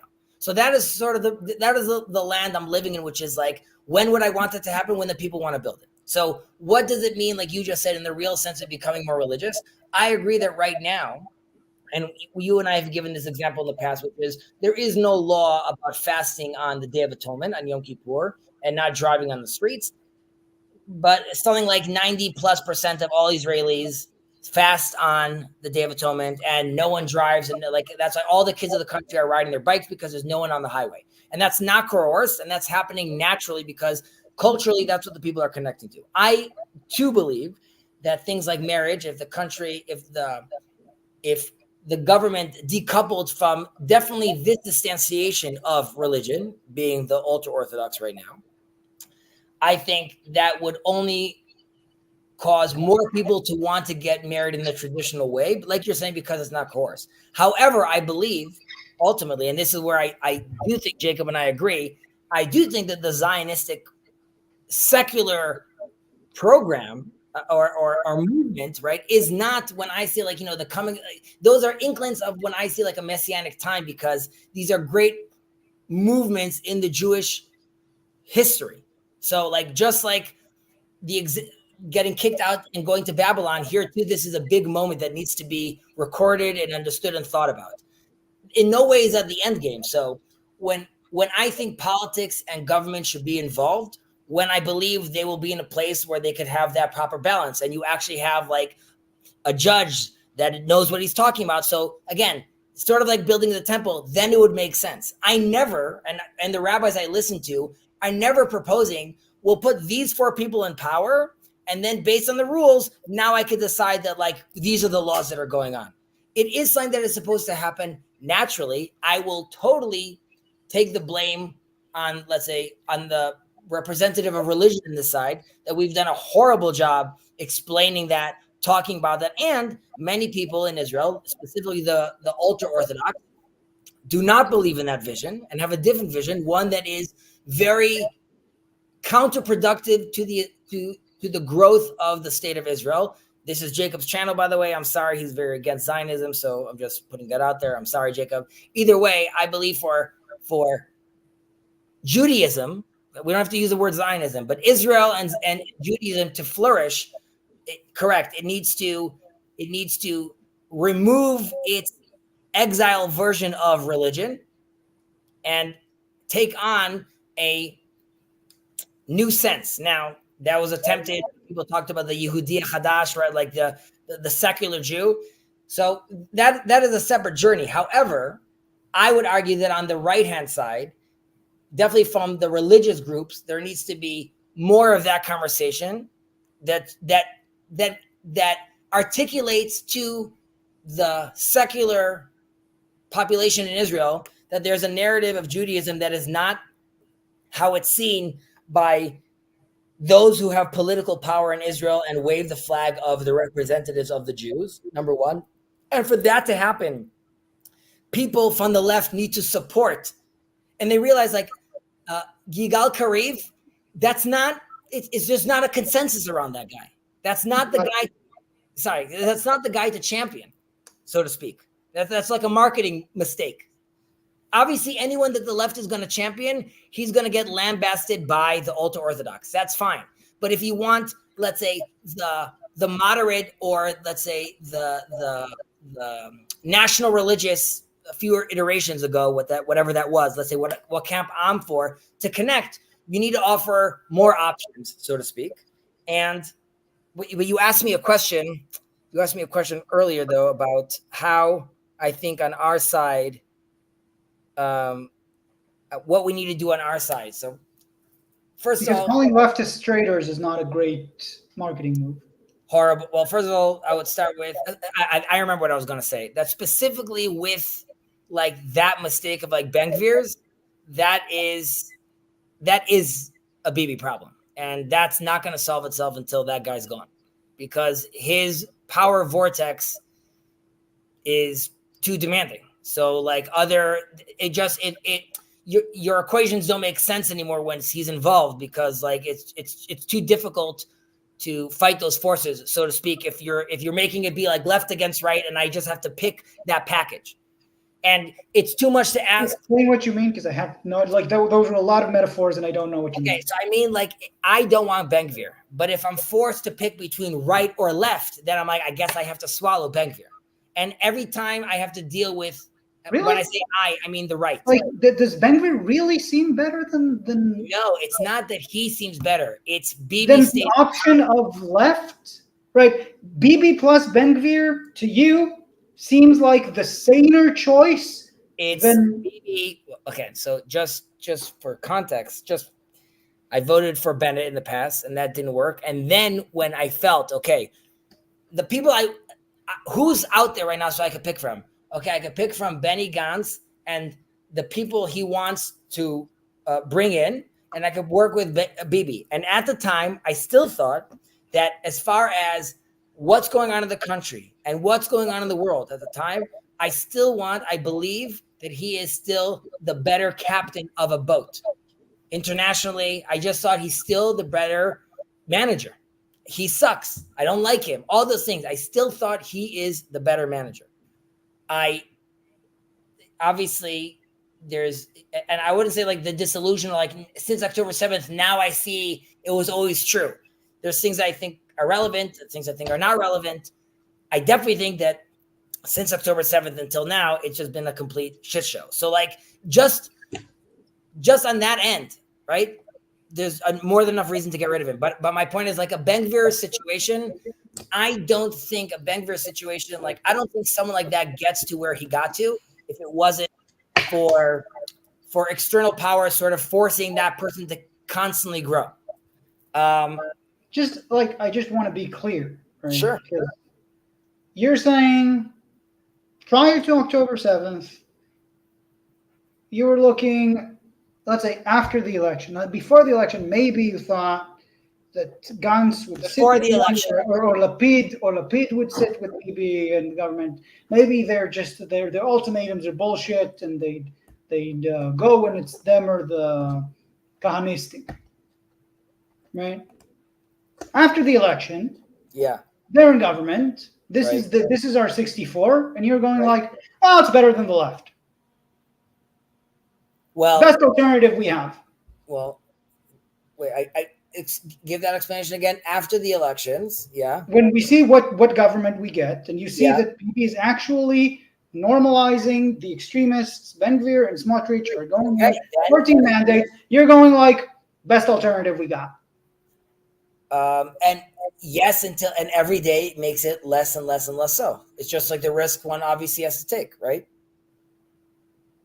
No, I don't know. I don't see anything obvious about it. I see like the person who normalized the extremists, like he literally forced them to work together. You're taking it out of Putting them in context. power. This is sticking your finger in the eye of everyone. Like this is the guy who tore the symbol off of Robin's car. He's convicted of aiding and abetting terrorism, and you're going like, you know what? So you're It's asking really me, better than you guys. It's just like you guys are so bad. No, It's terrible. not. It's not. But so what the right is saying, they don't even care about his name. It's this guy allows Bibi to be in power. That's it. That is it. Do you realize how insane that sounds? Do you realize how the left made so many people on the right? That's a real question. How did the left scare the right so much that I they don't think feel, it's the left. Like I think we have a lot of failings, but I yeah, think that's Bibi's like life's work. He's been doing that intentionally for years. You listen to the 2020 election campaign, the hate campaign. They were talking directly about how their work in their public campaign is to flame is to fuel the hate that the right wing has to the left. This is not an issue talking about this directly. This is 2020, and you're going like, still the best manager when he's literally using derision and division so to you're, rule. so what most of the people voting from here, and they're holding, many to tell you, I held my nose and I put it in, I held my nose. They think, right, and many of them change their mind right now. Bibi is still will keep my child safer. Bibi will still keep the economy better. Bibi will still make sure we have better peace deals. That's what they believe. And the reason they believe that, you said like we have our failings. The left doesn't do a good job selling any hope, doesn't make a good job selling a future that they feel is palpable. And there's always you have to take into consideration that every right winger has its political attitude, and most people on the right are also either traditional or there's a religious element to it, and that muddies the other decisions. Because once I feel like I want to vote left, but they're going to do that thing again where they're going to they wanted to like attack the think of I hope I'm not sounding racist right now when I say this, but the Sephardi population of Jews in Israel, right? That even are secular, messing with their grandmother and her grandmother's belief, it just doesn't fly well for them. Don't change how I do those little things. So, like someone from the left who is clubbing with this Sephardi guy and is dancing with this guy, and goes to school with this guy, but he laughs at a rabbi. He that completely changed his mind on that attitude, and that you could be like that's not logical, but they all have that sentiment, and it's very hard for them. Like when you hear like, oh, we're going to close. There's this place up north where there are commemorations for a great sage uh, who allegedly wrote the Zohar, and we light big fires from him. There was a horrible um, stampede and accident over there, and people were killed. Nevertheless, when they said we're going to shut it down, people said like it's okay that people die. You're not going to close this religious thing that we do every single year. And he'd be like, Chazi, you and I know that's crazy, right? Because like more people are going to die. Just like it's crazy at some point to tell someone, isn't it nuts to live in Israel? Aren't you risking your like you live? Wait 1 second, Chazi, you send your kids to the old city. Isn't there like a higher chance of them there dying than, let's say, not in the old city? And the answer is like, yes. So why are you in the old city? Oh, that's because I'm Jewish. So me and my children are definitely willing to risk that as part of the bigger story. So if you take that into consideration, is that so crazy that someone would feel now like, or at least does that make sense why someone would feel like if someone that's challenging or attacking that? And by the way, I would agree with you. I would say you could say like I wasn't really attacking it, and Bibi made it sound like it was an attack. No problem. Great. Then that goes back to your marketing problem. Let Bibi do Bibi. You have to think bigger than that, though. It just sounds to me like right there's you have a just complete bullshit artist, populist leader, and he gets you know very powerful. He positions himself as the only leader. And right, whatever happens in whatever country, like this happens in all over the world, right? In the last years, definitely with Urban in Hungary, but like it's a very common thing, these types of And removing um, all options for predecessors in his orbit. for. As You in, the know, right doesn't even have an option to think of someone else as an option because he eliminates all people that are relevant. Anyone that has talented you mean successors, not predecessors. successor, sorry, successor. Anyone that is talented goes through the same route, gets close to BB. BB utilizes him until he feels like he's getting too. I mean, usually his wife gets involved. By the way, I don't know why I mean, maybe the left does do that, but that for me is like that is from day one has been the reason not to vote for him, which is why the F is his family involved in politics. Yeah. That day one, before anything, like he's great on economy and he's saving the world. Your son needs to shut the fuck up, and your wife, I don't know, like why she has like anything to do with anything. Okay, Well, but we've been saying that all the time. Doesn't help. Like you're yeah, talking about I'll marketing. tell you why. It's because don't I don't want the left. Don't say she's ugly. Don't say she's fat. Don't talk about her voice. Don't nothing, No, nothing, we nothing. don't. That we don't. It's not. Like whatever comes to you from the left, right? And this is what happens generally by the bubble of the internet, right? But you're gonna get the worst examples of whatever it is the left is saying and the best examples of the right, and I'm gonna get the mirror image of that, right? But like I have literally not encountered those things. Like maybe in like private conversations, people would say, "Oh, she's really ugly," but like in terms of marketing politics, I don't I don't have any knowledge of that. But like my I point is, I I would say like again like the focus should just be the focus needs to be in my eyes like a lot more substantive. Like it just needs to be like yeah. But like the my point is, and I'm closing that point right now is sure.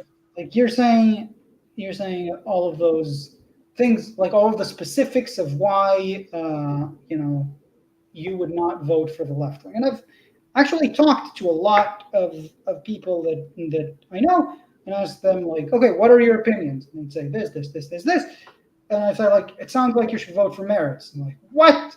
Like they love terrorists and they sit in and like none of those things are true. They're all fabricated by the right. All the things they're saying, I'm not telling you, they're fabricated by the right, promulgated enough to reach people on social media, right? And then they say, oh, that's what Merits is about.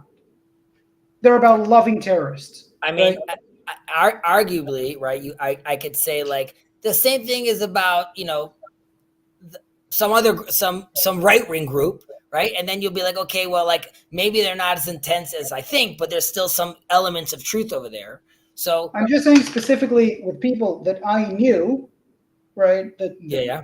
That I know, I should say, right? And that I spoke to on these things and went through, right, all of their notions of what, leftists are. They eventually, after, a long process, came to the realization that they were just they was just full of bullshit. That basically the main reasons why they would not go there had nothing to do with like neither reality nor the things that were actually like put out by these people. So But there's a huge, like very large investment by the right wing in flinging mud. so so I'll just finish the point, right? Because I get sidetracked. go ahead. My point is like you have actually this populist leader for decades, not for like for several decades, uh, and they're like whatever buttons he's pressing, he's become good at pressing them, right? Or pushing, I should say, those buttons, and then like yeah, it gets people to mindlessly vote for him, right? And you It could say also no, it's not mindless. It's because their leftist friend made fun of their grandma. Well, Bibi coined the term "the left forgot what it is to be Jewish," right? Like the you're right, and they play into his hand. For example, like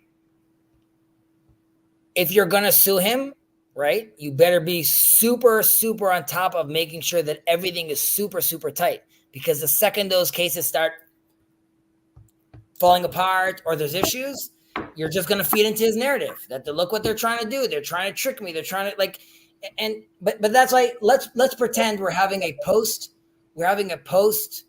um a I sort of want there to be an exercise on the right, which is what is how far left would you go? Identify the far left leader that you would still feel comfortable with, and the right should be like how far right? Where would you feel comfortable with? They'd be like, well, they did with Bennett, right? They felt comfortable there with Bennett, but again, I don't know if that was just not Bibi, so we'll swallow this, and that could also be part of the equation. And this is just something that I'm throwing out there just for us to think about, which is also how much of live streaming, so to speak, right? Or how much of mask stripping is required until you're in a place where you're like, okay, I know I could trust Gilad. Gilad knows he could trust Chazi. So like, there's never like if you went on right now, right? Like I'm gonna go talk to Chazi right now. Your friend would be like, "Oh, but what if he's gonna give you like a cheap shot?" You'd be like, I'm not worried about a cheap shot. I'm not worried about like I got you now." So what are what do forums like that look like? Because how do you feel? And again, you could feel like you don't need to, but I think that if the quote unquote left, where we're using like, very general terms of here, came and said, we want to have a night. And I'm sure some things like this exist of conversation, of dialogue, of this and that. Like how much time is needed for something like that? Does it need to be multiple weeks? Does it need to be days and days of talking? Or is it, listen, I've spoken to you now for like 6-7 times. Really, there's like 80% of what we said is like same version, just like different ways of getting at it. And like we could like tighten up and narrow down like sort of the argument you would want to hear. Honestly, to answer it yeah, today. Yeah, just yeah, no, but honestly, um, right, this is where I often say, right, that it's hard to uh, be clear sighted and not despair at the same time because I don't know how much of this is possible. I don't know, like, I don't, if I have to sort of like look at the way reality unfolds right now and make predictions, like, to the best of my ability. Mhm. I don't think this is something that we are going to see like unfold well in this generation. I think there has to be um, a reckoning. there has to be a certain level of sanity in the way that things happen politically. There has to be a certain separation uh, of forces where like neither side feels constantly threatened by the other, so that there can be dialogue without constant threat. Um, and What about new media? Do you think that would be if you could wave your wand? Do you think if Israel had a more sort of centrist, or let's say like a more mixed panel, we would have like a look, better dialogue? I really think that right, there's very there's very little like to do. It has very little to do with like mixed panel or something. Right there, the differences are vast. Right, because when like Well, no, but that would be my point. My point is, are they vast or over years? Like, and the way the narrative has been built, the bags we have right now seem vast. The question is, like, I would argue that if someone heard a conversation between you and me, right, they'd be like, oh, maybe the gaps aren't so large. But the reason it doesn't seem that way is because it requires, right, like a lot of conversation, a lot of good faith. And the argument would be that like the professional people on those panels would know how to have those arguments and actually like flush it out, which is like, he's not going to say, and I got you. And if someone was wrong, they'll be like, yeah, we messed up over there. But like, I know it's, it sounds so rudimentary, but it also sounds like a dream. Like, okay, good luck, Hezi. Go find that guy. Right? Like, no, what I mean is like, again, I just, to say, so you're saying something very simple. Like when your side is wrong, you would be able to say like, oh, it's fine, I'm wrong. And I'm saying like, I don't think, and I like, this might be extremely pretentious of me, but this is the pattern that I see, and maybe I'm totally wrong. Only on the right. Hmm? Yeah, go on. This is the pattern that you see. The pattern that I see is like, you get to a point where you can never say that you're wrong about anything, right? Like the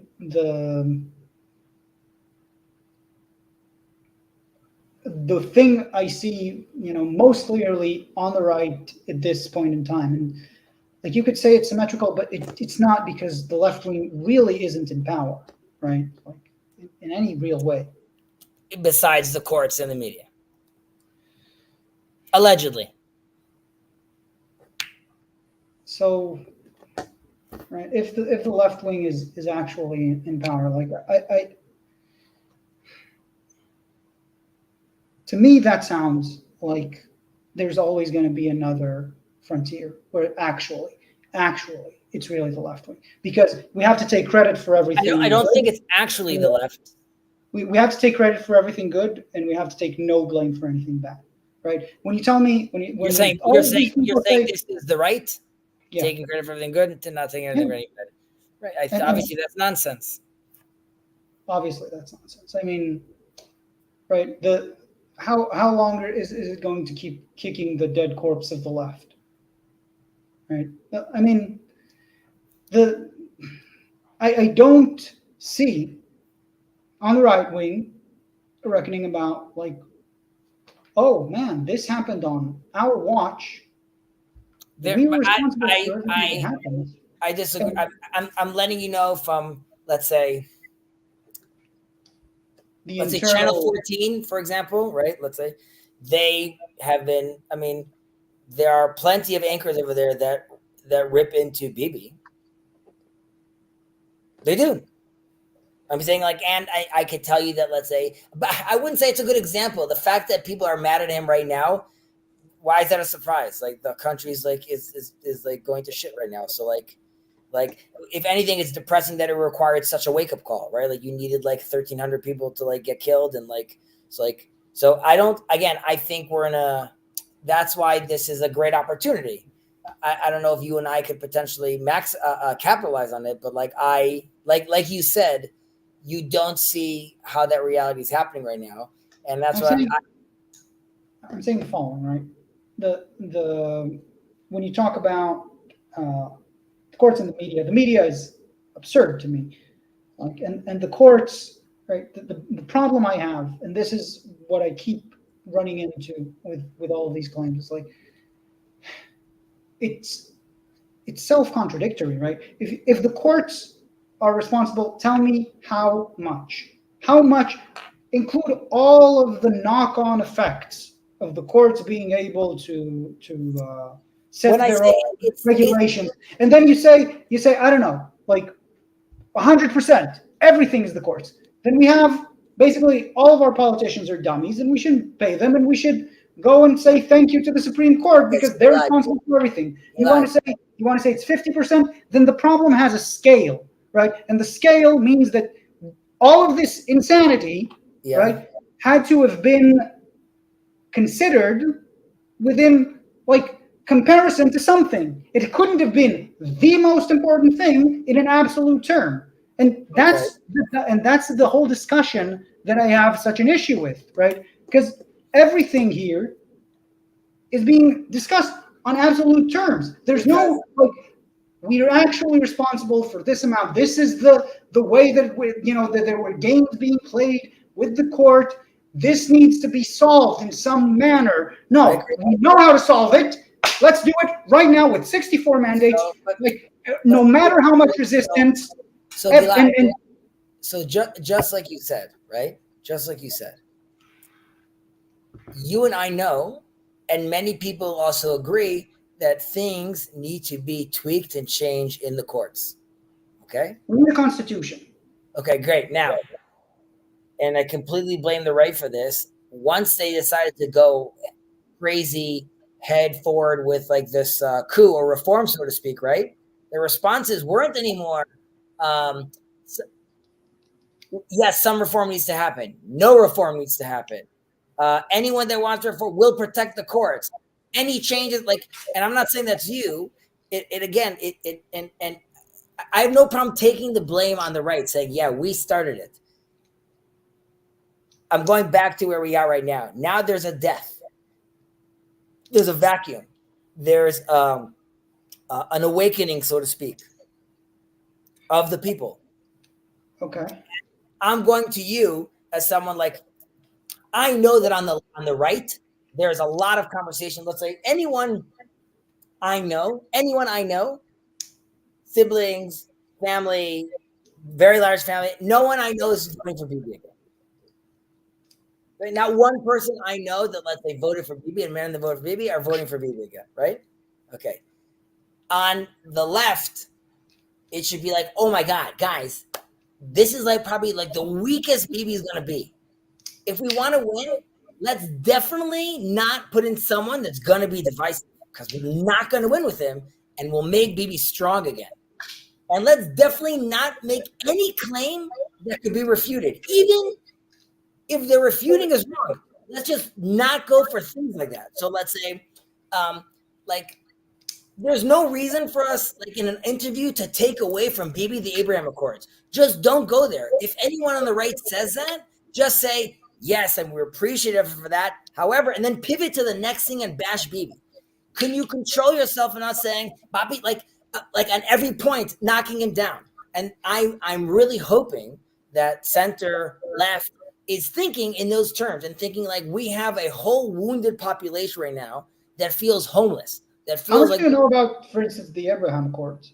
yeah, Like you're saying, well, yeah, you're probably right that like even if the refutation is right, then you shouldn't say it like marketing wise, maybe. But like, marketing. But again, yeah, it's what do you want? What hill do you want to die for if you're playing a political game? I Like, mean, if you, look, the reason the reason that I'm hesitant about this is because like this is the left wing's downfall every time, right? You say like now the left wing has to be pragmatic and strategic and sell out truth and principle, right? no, I didn't say. I didn't. Because because like Why does it have to go to because that extreme? I didn't say sell out. I I'm just say I'm saying that that's the narrative on the left. I'm not saying yeah, you said that. That yeah, is the narrative on the left time and time again. Now we have a chance to win, yeah, so let's not vote for merit in this case, like in the last election, right. which we actually identify and believe. Let's vote for Lapid or Gantz or whatever, whoever could have a chance to win. Let's be strategic. We are the strategic voters. But you're You not. know, I'm, I know. You're saying it's sounding strategic. yeah. What I'm saying is, right, the the real problem, and I think you would agree with me on this, Mhm. the real problem is that the left wing has become addicted to pragmatism and not to offering actual hope and vision for the future. And to me, like And like if I you're told gonna you, be divisive, if you're gonna be like divisive, but actually, offer something that has substance and is an alternative. Maybe right wingers wouldn't like that, but it's something that you believe in, and this camp, like this side of the political map, believes in. And this is what I see in Yair Golan, right? He's offering something substantive. I agree with you completely, and that's why told you, like, if Yair Golan decided to, like, be a leader, and where I felt like, okay, like, I know the guy's genuine, right? Right. So, like, I could know that if the guy decided to drive with his car and go save people from a massacre, right? That's like a juxtaposition to, like, but, and on the other guy, his wife is always involved in the decisions, right? So, like, those are two elements where we like, okay, I definitely, I feel more comfortable with that end, right? Now, for example, if he got up again on stage, like, a perfect example would be, let's say he's elected president, prime minister, okay? I'm assuming you'd be happy, right? You'd be Yeah. like, now that you got to this position, don't say that like, when you're going to the UN next week, don't mention that comparison. If you want to say any critique about Israel, not that one. Do you understand how last time people were like, Matt's very angry? So the question is, can they control themselves? Can they control themselves and I not think do? Abraham is definitely showing that. Like he's And matured as a by them, I politician. mean, like, the left, right? So, Yeah, but I'm saying like in this case, like you're talking specifically, and in this case, I'm saying like as a politician, he had to learn to watch his mouth in that regard that you're saying, and I think he's been doing that better and better. so this is his chance right now. He's like, I'm sure, like, he's in it right now, right? He's like in the political grinder right now. So we're gonna see in a few more months, like, what comes out, what kind of, like, polished version, in theory, comes out. Now, Hopefully, in a few more months, right? The election needs to actually happen, and I think I'm saying, whenever that is, that's what he's building up for. And then the question is, like I said, again, on the left, I would think, on, like, if I had the left podcast, if I was your dad, right? So he got on with Boogie, and he said, like, if someone would have told me this, like, years ago, I'd be like, we're not, I don't know, we're not even going to have this podcast. Like, don't say that. Just say, identify the people on the left, on the right, that are allies, and do that. Engage with them and realize, like, I'm interested. I'm interested because that seemed to me like something rather unifying, but you're seeing it as the opposite. So no, I think the conversation why was not say unified that? because Yeah. because all I'm hearing is, yeah, you were silly then for not talking to him. Just engage. I will listen to the conversation. I'm not judging you, Mr. Pollock, being like, but why is he talking to him right now? And if you're nervous about the people that are judging you, they're not your listeners. Focus right now, like, It's interesting because I didn't like, and I'm not trying to defend my dad. yeah. I'm just like, to me, I read it, and this is maybe a difference to how we perceive the world. I read it as, the like a recognition of how the situation has called us to bridge over gaps that were unbridgeable before. Right. And I thought I would never have this conversation, and then ending it with, how good of a conversation it was. Right. So my attitude was, that mindset, I never thought I could have the conversation, is the corrosive mindset. It's, I want to have a conversation with all my brothers all the time. That's always what I'm engaging towards. And my argument would be, again, using your father as an example over here, you should have been wanting to talk to him because of who he is and his involvement. Always. Anytime he would have been available to talk to you, you'd be like, I can get to talk to a guy that's in the government and in the minister and understand how his head works and understand how he's making his decisions. I'm not comparing. I'm not comparing, but like I have my own mind is saying like, Ben Gvir, right? Part of the problem for me is so your father could be perfect example. Should I platform this person right now? I would be like, yeah, ask him every single question you want. At no point, don't give him the opportunity to, like, don't say things like, I didn't say your dad did this. An example would be like, don't say ata ve'chaverim shcha. Keep it on him. Keep it sensitive. Make him look like the fool he is. Don't give energy to the thing. And more, I would say leftists, get me a Gad Kahana. Get me the right wingers that want to talk to you and show the people on the right, hey, that guy I go to synagogue with, and that guy I know too. And they're all talking to those people. And it looks like they're having a great time having a conversation. Like, show how it works. Have a fake conversation. hey, Matan Kahana, what would you do? I would do this, and I would do that, and I could agree on this, and I'd be like, oh, I also could agree on that. And this is a guy that I know for sure has he has my interests in mind because that's what he represents. And like I look at Fagelin as an example like that, which is someone that like is very pragmatic. I think a nemesis of Bibi's that like a lot of right people could galvanize around, and that to me is like someone that like the left doesn't focus on people like that enough. Like, and I know that this sounds like sort of ugly, like you said, like I have to be playing these tactics, but like No, my problem is different. Right? You know, like it's not about tactics. It's about like the this is not a safe or easy game to play, right? If you actually want to be the kind of person who's able to talk to people on all of those different parts of the political map, right? yeah. It's very likely that your position would be like that it would be abused, right? Like the people, because right, it's actually happened, right? Shikli, there was just a compendium of him like speaking in all different platforms about all of the different things that he's a hypocrite about, right? Wherever he would go, he would appease the local audience, and it's not like things that could have been contradicted at real time. But he basically lied, right, at every turn. Now So you that's could say, crazy.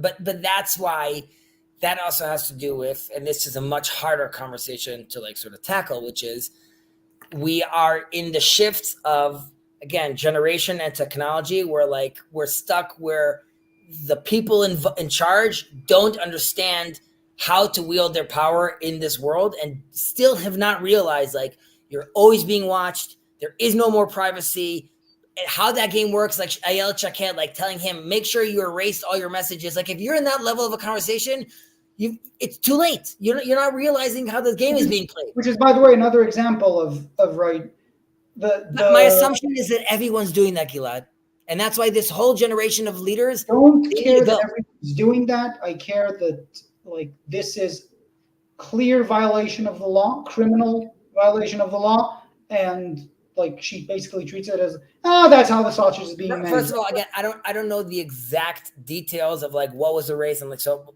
but let's assume obviously if it's a violation, it's a violation. My point being Yeah, the but no fact, one's going to prosecute it. but my point is being caught doing that, like it's again, I think we are seeing the end of let's say that generation, and I think what you're saying is like I think it requires a different way of thinking about things. I, I don't know if you saw this. I don't know if this is too much of a stretch, but have you seen at all this streamer Destiny? No, I mean I've heard of him because his name pops up, but I have not seen a So single minute he's of him. this streamer. He really doesn't matter. Specific when it came to Israel right now, he's not like he's like more like left wing and things like that. He's like, I don't know, this sounds shady to me. I'm just gonna read every single thing that I get, and I'm gonna read all of it. So he's gone for like months right now, like every article, Benny Morris, everything, like nonstop reading, right? And then you could see him having these conversations with people, and he's like, "No, that's a lie. That's nonsense. That's this." And it's was interesting to see what it looks like when someone is like, "Okay, we all know he's doing the reading, and now he's dealing with people that are just like still playing a different game." Now, forget that, like there's still biases and things like that, but it was clearly a completely different game being played, and it was so refreshing to be like, this guy is clearly saying like this makes sense and this doesn't make sense because I'm looking at all the facts. And we still live in this soundbite world where someone on the left or someone on the right, feels comfortable like making a lie or just, throwing something out there because like they're still thinking like, oh, it's yesterday news and tomorrow news and things like that. And I think it's going to require conversations like, where you're having right now, where you're like, listen, Chazi, but like, no, these 4 cases, these 6, this is what they meant, and this is where they are, and this is where the money went. And I and that's why I said like I'm still optimistic, but last few months I'm like a little down because I don't. I'm scared to say that I don't see this being solved with like the leaders we have today. I think like we're gonna have to deal with more heartache, and uh, I think after like more destruction there could be a rebuilding. And what I'm hoping is that both the left and the right will realize that like if we want to rebuild together, it has to be together. Um, and what my if the request from the left is, drop your extremist partners, dancing partners, the corner the request from the left is like is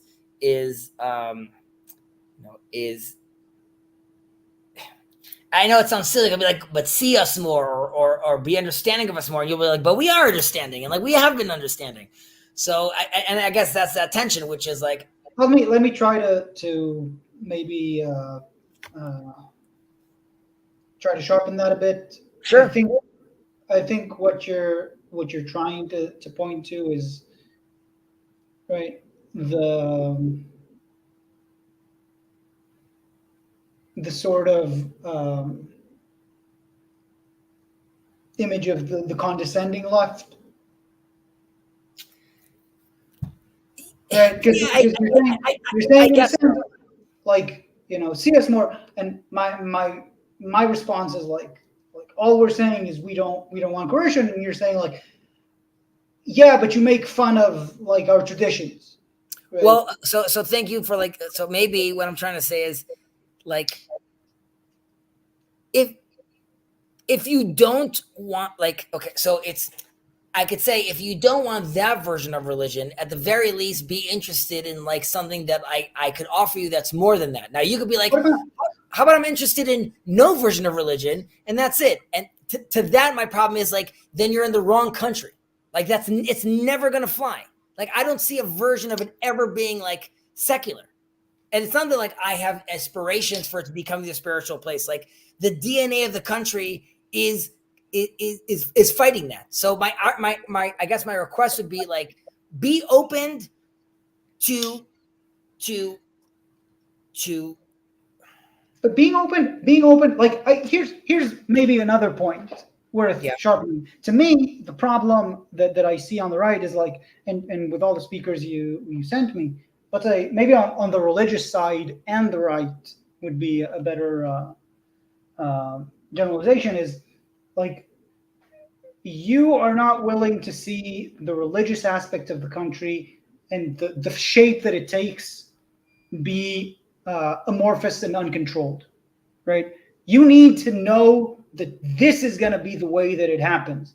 And when the left wing is saying, like, we want to have freedom of religion and freedom from religion in this country, right? And you're saying, oh, then it's not a Jewish country anymore. And I'm saying it definitely is a Jewish country because this is but the people that compose it, I and know, this is but the things that they care about. I Vlad, just want them to have the freedom to pursue it. I'm with you. The problem is like this. The problem is like it's sort of I have to come out and say you have the freedom to do it. Wink, wink. I know that if you have the freedom, you're really gonna want to embrace it. I sort of want them to say, give us the freedom and then we'll want to embrace it. Not give us the freedom and then don't talk to me about it anymore because it's sort of like I can't not talk about it because it is very much the narrative of many people in this country, which is more just like it's a safe heaven. It is the story of the eschaton. It is the everything story. The whole world is focused on it. So like, Then why don't you have the patience? but first Right, of all, this is your of course, patience, of right? course, This is, patience. but that's what I'm saying. Like, if you can bear, right, with like the notion that like really with all of the bad blood that's run here, when we say give us the freedom, from your own religious Yeah, beliefs, right, that we would be drawn to this, right? That the yeah, but secular Gilad, people. this goes back to the marketing. I'm sold. I could wink, wink. I know, like, that to me is just reading into like what Rav Kook was talking about, which is just like these are these are elements that are eventually going to happen. That's why I ultimately remain optimistic. My question is, on the left, what terminology can the left use, right? Which is like that that would make the right feel. It's sort of, it goes back to the Yehudit Demokrati. Like, what is Jewish? Like, it's sort of, I want to hear from the left a conversation which is, no, we know you're super into the democratic, we get it, but awesome.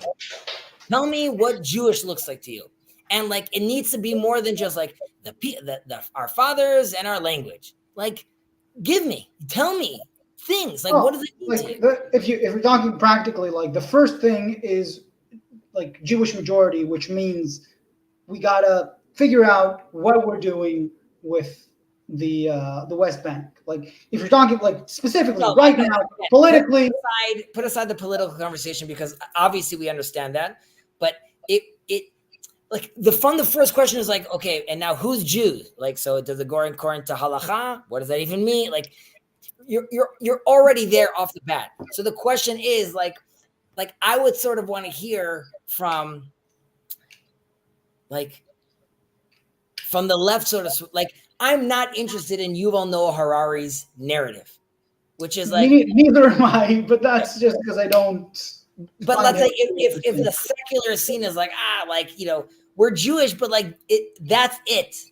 Like, tell me, and again, these are general claims. Like, tell me that like you're interested in our suitcase, in our theological suitcase. Tell me that you still understand that there's something there. And again, I know you know that, but it's sort of, and this goes back to me saying like, is it uh uh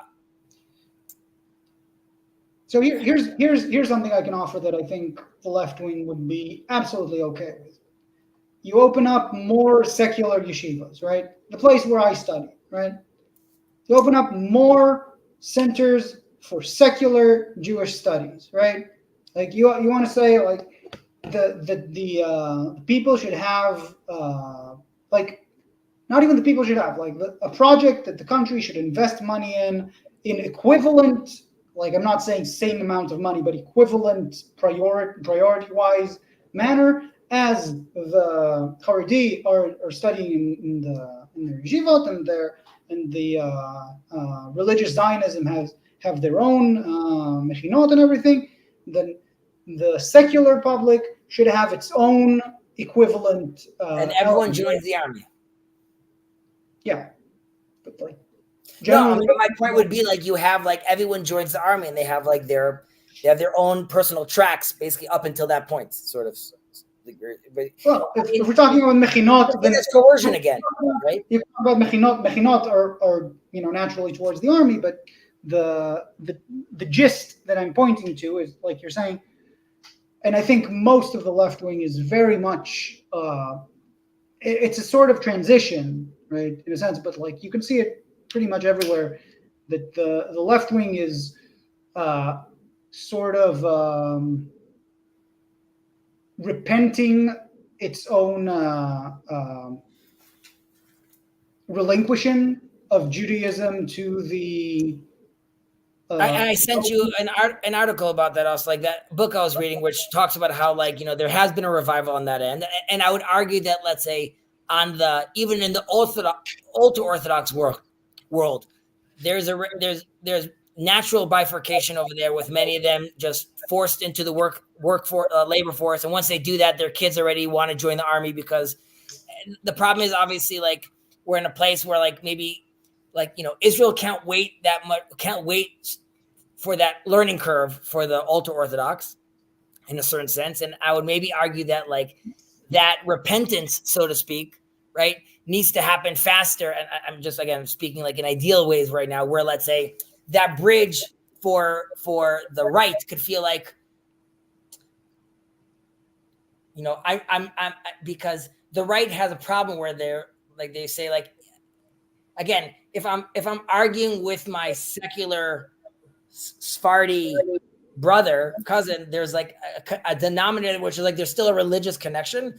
And there's a fear for right wingers when they're fighting with like lefties in a certain sense, and this is very sad, which is like you're just basically Jewish by DNA. And then like it's almost like you're just like a different person at that point. And then like it's very hard for me to feel like that connection to you. Now you could be like that's wrong, but I think in order to create that unifying, like I don't think it's wrong. I think it's right in a lot of ways, and I think that's what no, I think the it's wrong for seculars us to demand that like to think that if But I think someone that's the reflection of what the leftists feel like when Shirky sort of looks down at it when leftists say we're not brothers, but we're not like in the deep cultural sense, right? There's a disconnect there, and there's a disconnect that goes, let's say, asymmetrically, and when the but like I mean, and I'll just say what I mean asymmetrically, right? Because there really is a different narrative from secular Zionism and from like the current iteration of just secularism in Israel, which you can call Zionist or right, not, right. matter. Uh, right? When you say where it's much like it's related to universalism in a very different manner. It's not like only universal values matter, but that's the sense in which I'm trying to constantly tell you when Itzik Zalka, an activist in the Likud, is saying I'm proud of 6 million that burned. I hope 10 million more will burn, right? Right. And no Not his one is finest moment. making. Hmm? I said not his finest moment. Not our finest moment as a Right. country, right? Like but that's the thing that I'm pointing. Like for him, it was a fine moment, right? I don't think he went home and buried his head in his hands and cried and how terrible he was, right? The bullish nature, the attempt to trample over the universalist beliefs, the call that I'm making constantly to basic sanity, right? Like those, that is the language that we talk, and that is a language that we don't feel that is reciprocated, right? Because like there's no like there should be rules for this game. That's what we're saying. Like you're not playing by the rules. And you're saying like there are no rules. The rules are the Torah. The rules are we're Jewish. The rules are, and you make up whatever. Like, and I'm saying you as a general. I'm not talking to you specifically. I But understand what you're saying. I would just say, like, on the flip side, in a certain sense, October 7th is just like a good reminder that, which is like, it's sort of what the right, in a certain sense, would be saying to the left, which is like, you are like, you were killed because you're Jewish, and you're Jewish is like, you can't escape it. It is you. And it's a certain sense, which is like, you,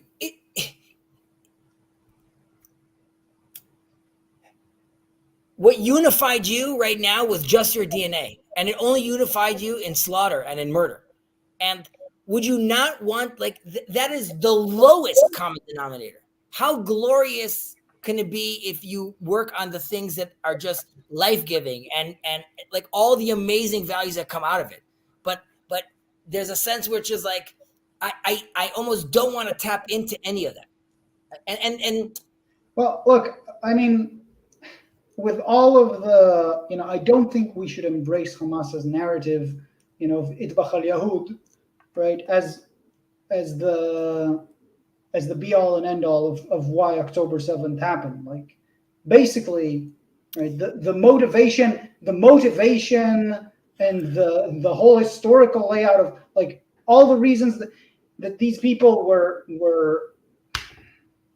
so brutally murdered, kidnapped, and all that happened there, right? To say, well, it's the nature of being Jewish. Well, yeah, definitely Jews have suffered these sorts of things throughout our history, but like when we talk about competing narratives, and this is, I think, also a big problem understanding on the right that Israel in the Herzl sense of Judaism was made to defend us from this, to defend us from this that the Jews have. And this is a narrative. I'm not saying that The this is Iron the. Curtain. Hmm?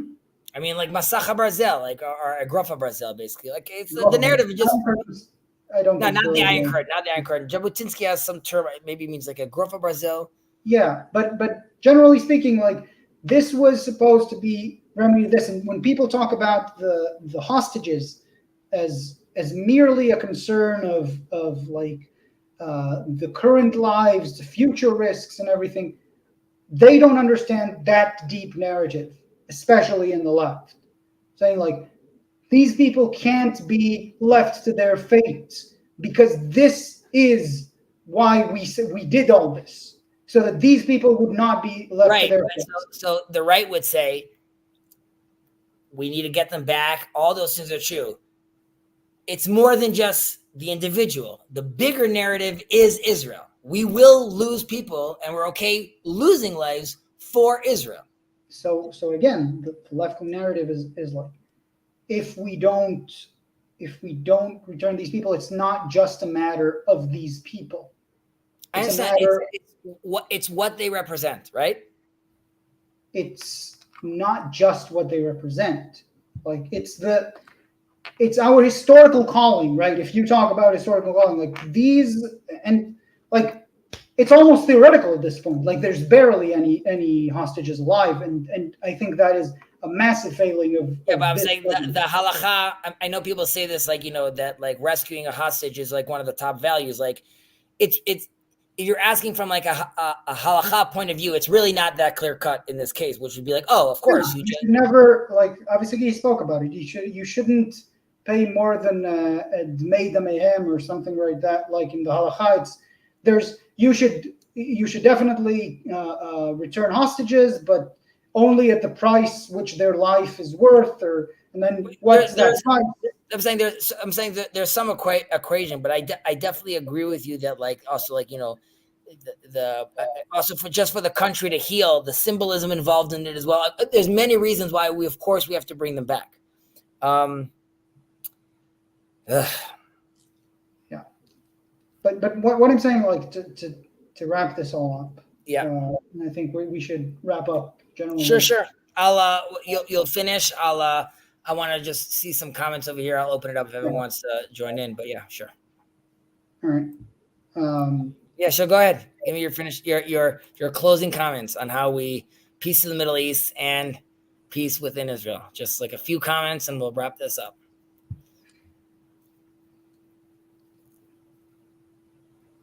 I hear from you that in terms of uh, what the right wing wants to hear from me, people like me, is that we see value in religion, in Judaism, right? That's the sort of prerequisite for healing, for um, It's a feature, I guess. It needs to be recognized as like this is not like it needs to be recognized. When I met like no, Yuval Noah Harari, which is like, well, like this is what they thought then, but just like science teaches us this, like eventually we're gonna have to like because in that kind of narrative, at some point Israel just becomes like a secular place, and the idea is like in the country there are people that very much like they don't want that, like and they could even be quote unquote secular, but like it isn't just an idea for them. It is like it is part of like and that's obviously that tension is the same tension and the same energy that is feeding the jihadists in just because that's what they believe the book says, right? They're taking it very, very, very seriously. Like you have people over here in this country that are living in 2024 using ChatGPT, but like very much believe that like, this is prophetic. Like what's happening is all it's more than just taxes and more than just like the water. It's all has an element of the divine on top of it. So it's like it's the highest stakes being played, so to speak. And and for some that it's just I guess it needs to be seen like that that's how seriously it's being taken. and it's not something that could like be shaken off, I guess, in a certain sense, which is sort of an invitation, like you were saying, to the left, which is it's worthwhile. And you were saying there's a repentance, like looking back and seeing how seriously people take it, because there isn't a version of like this big part of the population saying like in 10 years we'll be done with this part, and then like we could move on to like a different thing. Like I just don't think it's ever going to be decoupled from the country. I'm like you're kind of pulling a You're lot of you were mentioning I'm saying, you were mentioning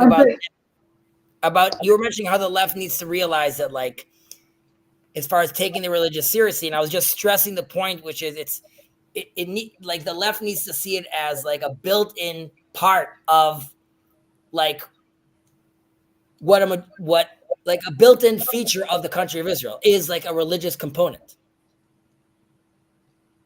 I don't know. I feel like we're kind of going back now All right. from where we were because, like, no, I don't think the left.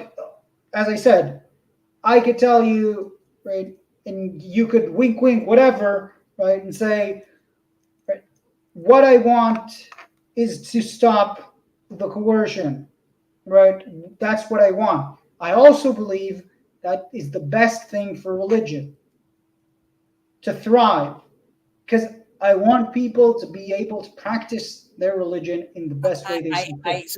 I'm not disagreeing with So, you. What my point is that like it's important for me that the leftist knows that that is what I want.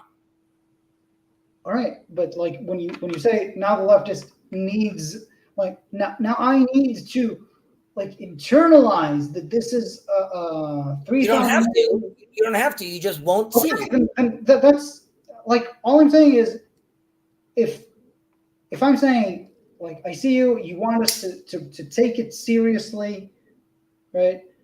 Don't expect me to sort of like become something other than I am, right? Like because that's I'm not. Well, because like to say like oh no I realize how serious this is. This is actually the embodiment of the 3,000 things. Like I don't and I won't see it that way. Like that's great. So I'm saying to you then, right? I'm not saying you have to take on that narrative.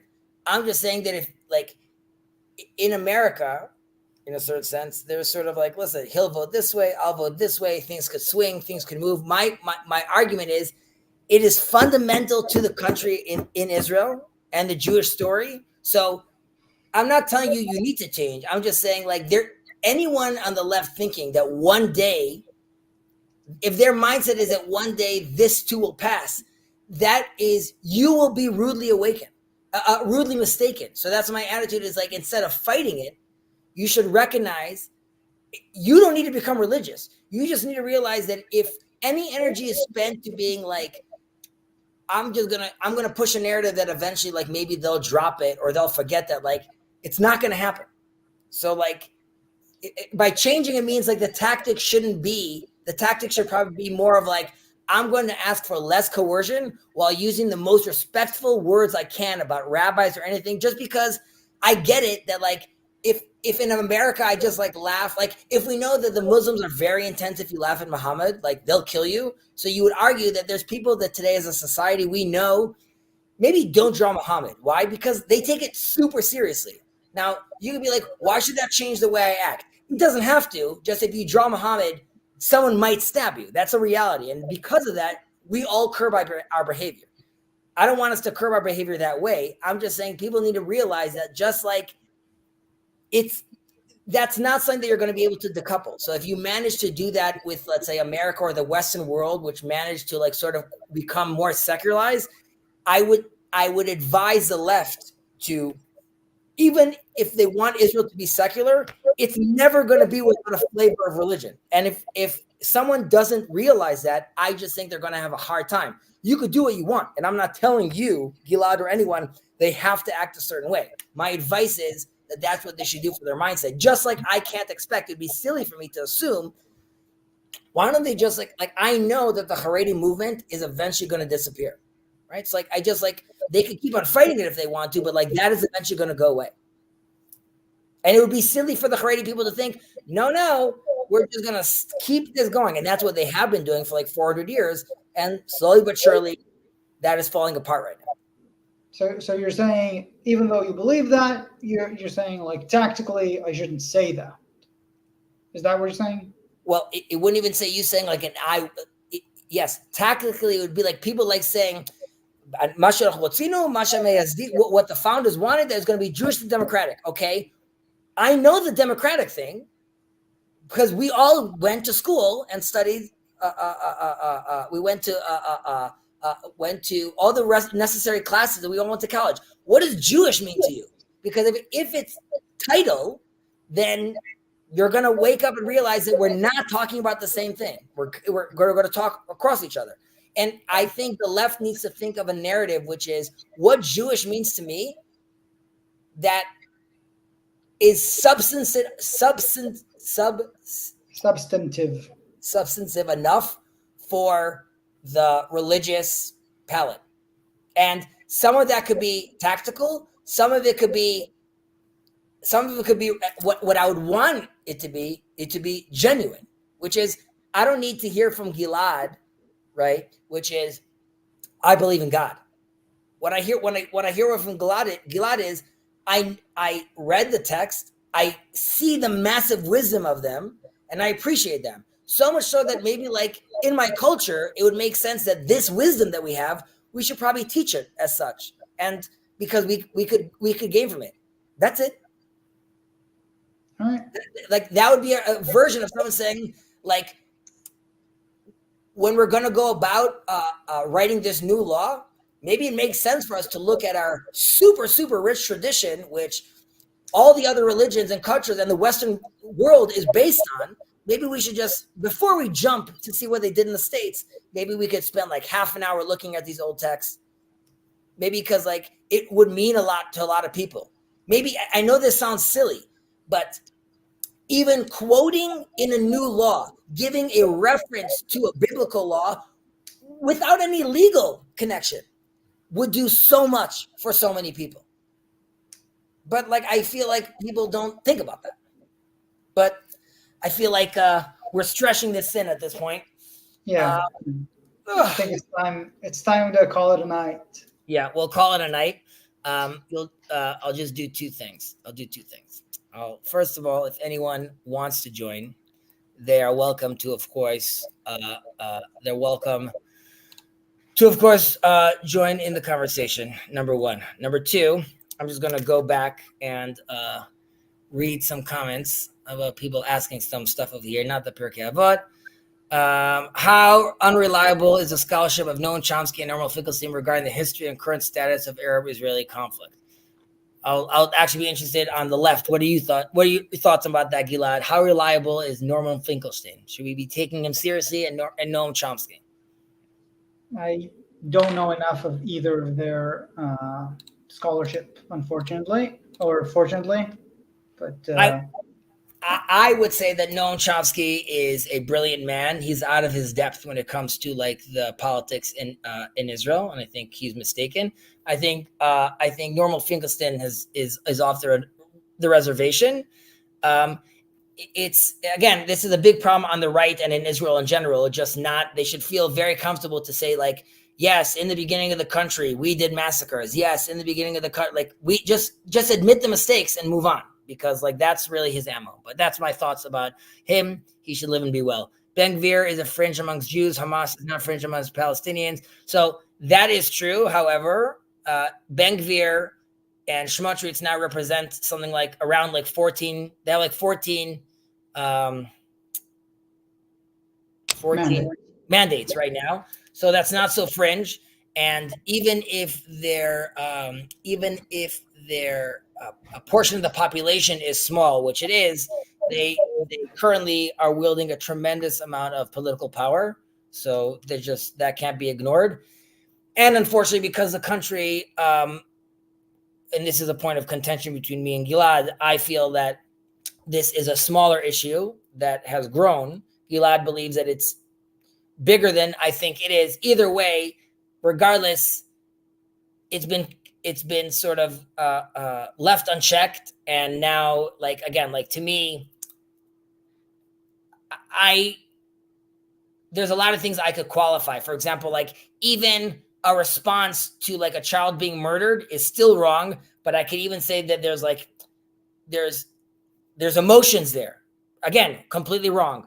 But getting to a place where you're taking out a Palestinian driver that has nothing to do with what's going on in Gaza and beating him up is just it's a clear lack of just complete chaos and loss of control. So yes, they're fringe. Unfortunately, that's not what we're seeing right now. Israel should not be an Arab. Israel should not send Arab potential terrorists to the West. The West does not need that trash. All right. By the way, Gilad, if you want to bust, you could bust any moment. You don't feel like I'm leaving out of here. Number one, the actual law. Okay, this is something of our conversation. I don't know. The reason related to international relations agreements with Egypt, EU, and thereby won't want Gazans going into their country. It's obviously when Gilad and I were talking about the policy happening in Israel, you're hearing generally we're being more critical of ourselves right now. We both have like much to say about the issues of the Arab world and how little they care about the Palestinian people. So like that's a separate issue. On Israel's end, we should do everything we can. So we're the responsible adult right now. So we should be doing everything we can on our end. What other people should do is a separate story.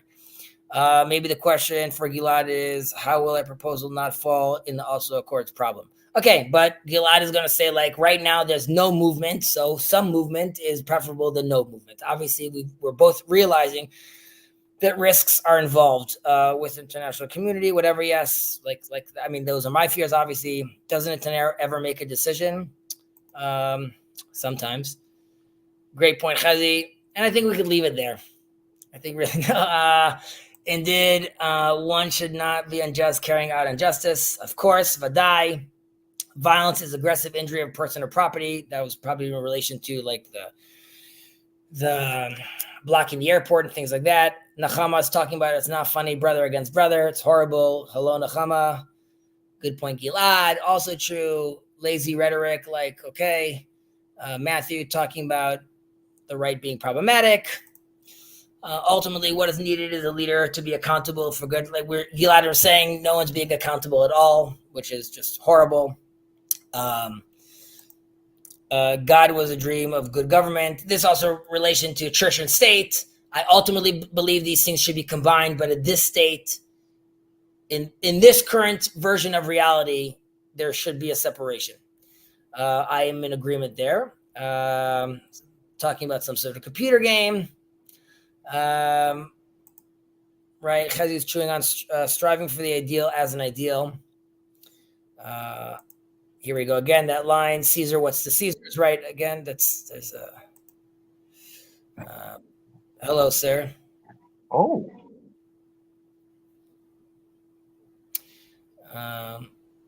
Sorry about that. I didn't realize. I thought there would be like some other kind of way of me bringing in. Holy crap, that's loud. I'll let you finish what you're saying. I apologize greatly. All good. I'm gonna bail. So you got it. And feel free to send me stuff, Schleif. We'll take it on. Thank you for the time. I'll be with you in a second, dude. How much is changing demographically for Israel with Hasidic Jews growing as a demographic group affecting the question of who's in power? If not at all, feel free to disregard. No, Neil, it's a great question. Those demographics are changing. Like I said, they have many more kids. However, within the ultra Orthodox community, there's bifurcation. There's bifurcation due to the strain, the economic strain. This forces more people to work. Once they work, they have smartphones. Once they have smartphones, they're looking at the whole world, and then modernity seeps in. Before October 7th, my argument, generally speaking, was that the secular in Israel should just be patient because the ultra-Orthodox will slowly but surely will integrate with the society. Fortunately, realities on the ground have changed. But and specifically, this is just something to note with regards to the demographic. So if Israel decides to open up a new neighborhood, in Jewish communities, even in my community, so in the synagogue, there's these pamphlets. And in the pamphlets, there's advertisements for communities and houses. When I sit on a Shabbat table meal, we're all talking about where are you going to move, where are you going to live. So the ultra Orthodox community and the religious community, like the new neighborhood I'm moving to, the first week that it opened up the sales, 200 houses were bought immediately because we work as a group. Secular people don't do that. They don't, there isn't a rabbi. He says we're all moving to that neighborhood. So we're all moving there. So even when they vote with a tremendous amount of block power. And because we are modernists and enlightened, no one's going to tell us what to do. And that means we have bifurcation within our group. So being a monolith gives you a lot of power in the political game. Ezzy? Yeah, Kirk, what's up? I'm curious, what political party in Israel represents, in your opinion, the more Dati Lumi, or you could say the modern Orthodox community? I know United Torah Judaism and Shas are There more the isn't. Haredi parties. There isn't anymore. First of all, again, modern Orthodox in the States is different than national. Like growing up in Israel, I consider myself modern Orthodox, but the term is really national religious, but that term also has been corrupted. So I am a God-fearer, and that's my comments. I'm Panda Bro. I lost the email to my old account, which was Black Mass, because I got a new phone because my family was upgrading. All right. I'm just almost done with these comments. Panda Bro, do you believe in the Haredi attitude towards women? Sneewith? No, I do not believe in that line.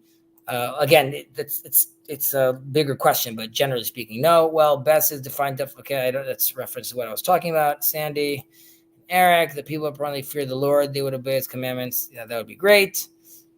All right. Those were the comments. I will play along here a little more. And Edward, what's going on, brother? Nice to see you. I've never seen you before. If you don't mind just telling me a little of your story and what brings you to these parts. Certainly. My name is Edward. I call myself the Begging Poet. This isn't meant to be a plug, but anyway. I'm coming to you from unceded Giddim Den clan territory of the Wet'suwet'en Nation. Cassiuk House here in settler called Smithers, British Columbia, west coast of Canada. Well, not coast, but western Canada. Amusingly enough, kind of a long-time listener. Like last year and a bit, I've kind of tuned in a few times. Not for a while. I joined the Discord. To TLC. I'm not even sure exactly what I'm on right now. I just follow on Twitch, Fraternity's Twitch, and I saw like a YouTube live a little bit over a year ago. And I just appreciate the discourse about scriptures because I think scripture is fascinating. And are you what's that? Are you a Christian? I'm like just 100% goyim, and I'm totally not religious of any type. I can go into great detail about the perspective that I do have on religion, but I don't want to take up like too much time. Okay. Long story short, I believe in all deities, and the deities that we forgot the names of. So, but do they have one source? I mean, yeah, like I'd say then that you're in the hood, then you're in the club. You're all good. I mean, here's the thing though, is like, I mean, ultimately, sure, we all pray to the same god or goddess. But I think it's also not to discount or discredit the. I genuinely feel as though there was kind of like a theological consolidation with the monotheistic religions. Well, definitely. Yeah, sorry, go ahead. And ultimately, I don't think that it was done to help people. I think that it was largely done to help a very small subset of people. Through like effectively what would be considered like a consolidation of like economic power, only make it like a concentration of deity power. So anyway, I just came on because I wanted to listen to the conversation, and I've kind of been the peanut gallery in the chat a little bit. But I apologize for interrupting. Go ahead. You have nothing to apologize about. Well, before I answer, before I react to specifically what you just said, first, welcome. Second of all, appreciate the kind words of enjoying the conversation and the interaction. And that is very much sort of what the TLC is for, with regards to not only we're all on our own journey seeking, but the idea is to really cultivate a space where allows, and it really is a magical place where you could have Christians and Jews, interfaith, and then interdenomination conversation. Serious adult type conversation. Sure. Serious adult I type mean, conversations that includes Kirk, who is 16, and 60-year-olds, right? So there's a big there's a wide range, Oh, and demographics. I would urge you that if you enjoy scripture and you find this kind of conversation appealing, there's always room for more. We will only benefit from someone like you joining in the conversation, and there's no pressure right now. But my point is, the water's warm, coming in, so like it's a fun place to play. And in the future or any other time you're lurking, I would say that 99.9% of everyone that you see on screen has the same belief as I do with regards to like sort of the attitude and the good faith posture in the space. So fear not entering a place like this, challenging, asking, and doing. So that's just general with regards to the TLC, what you're seeing. It's a space that is downstream from the Jordan Peterson phenomenon. And it's a lot of conversation with regards to philosophy, religion, science. But again, I would say the undergirding principle is good faith, which is necessary. Good faith negotiation, or like faith in something good, or a good faith as in informed by a faith in. Go ahead, sorry. It would be the mindset. I don't know if you heard the term before, straw manning or steel manning. Mm-hmm. Okay, so the attitude is really come into conversations once you steel man the other person's position. And the attitude is really to make sure that when I'm hearing you speak, I'm giving you all the room to speak. That doesn't mean I'm not going to disagree with you, but I'm engaging with you. I'm engaging with your ideas. I'm giving them the benefit of the doubt. And there's no I got you games. So it's very important. And ideally, by doing so, by being truly open, I will hopefully be able to see you for who you are. And by you feeling that you could be that open, potentially you will change your mind. And potentially by seeing how glorious you actually are, I too will change my mind in turn. It's disagreement without disrespect. Right. And where the fuck were North Americans when this was being like? Here's the thing that gets me. Somehow, being from North America, grown up and raised here, I am appalled at the lack of dignified and respectful discourse. I guarantee disagree with substantial portions of your politics and other people who are on this show. I know for a fact that y'all are savage on your Discord server. Like, savage. I felt like a big fucking Muppet, pardon my language. But the sheer fact that at least there's a willingness to state genuinely and openly that this is an open forum, that dignified respect and listening is paramount.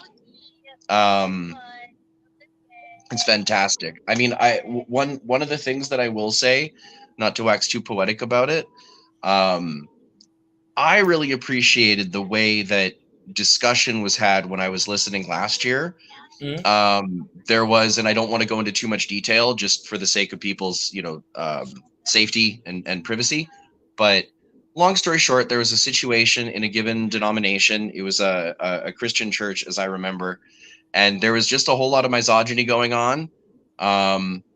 And there was a lot of challenges and difficulty that this one individual was expressing, and just the outpouring of empathy and support was really beautiful to see. And I might be misremembering some details just a little bit. I think I know who you're talking about, and that's why I think like something like that.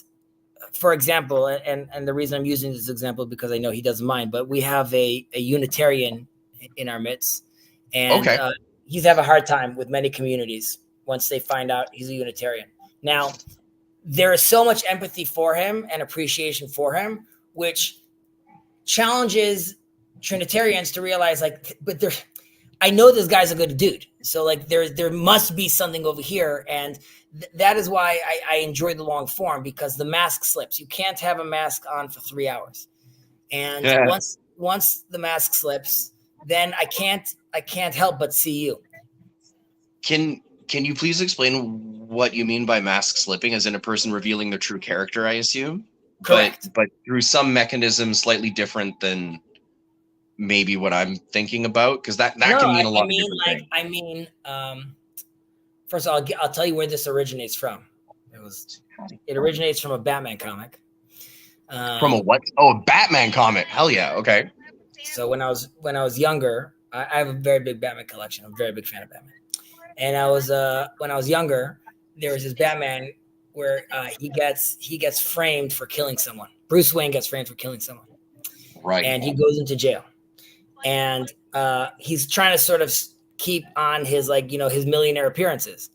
But the comic ends basically where these neo-Nazis like enter his cell. They're threatening him throughout the whole comic, and at the end of the comic, he beats them all up like senseless.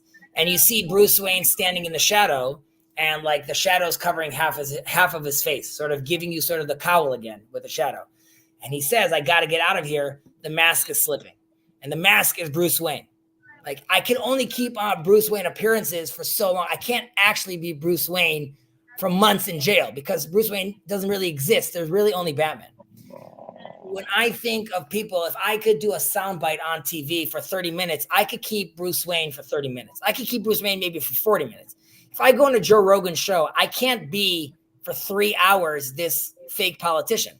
At some point, Oh, the yeah. mask is going to slip. And I'm saying if in woke terminology we use a safe space, I would say the TLC or this little corner is a brave space, right? So you need to realize that you're going into a place where you're not going to be able to maintain this mask on for so long. So if you're going on for a 4-hour live stream, you better believe you're going to be I exposed. mean, I'm on 28 hours, 7 minutes, 41 seconds on one channel, 22 hours, 15 minutes, 17 seconds on another channel. I Right. interrupted that one at approximately 24 hours. I'm also constantly streaming on Instagram. What you see is what you get with me. I'm a very blunt, upfront, and honest person.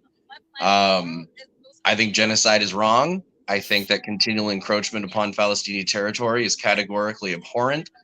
And I think that the sale of land with corpses that are still underneath rubble is like incredibly problematic and disgusting. And quite frankly, uh, emblematic of the kind of suffering that we perpetuate in the world, which permits horrifying atrocities to perpetuate in places like Sudan and Congo. And I think, honestly,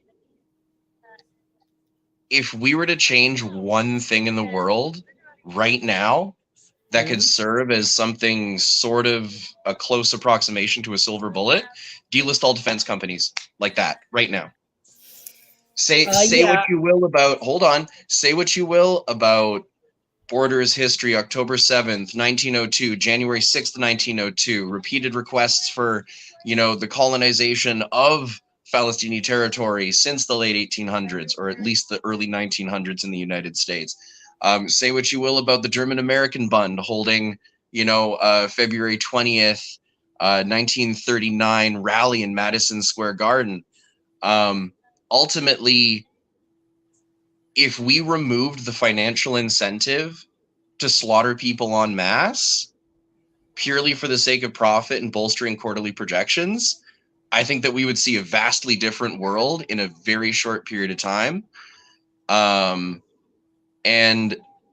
it honestly would probably go a long way in, and please correct me on this, I'll shut up in like 2 seconds, not 2 seconds, closer to 30.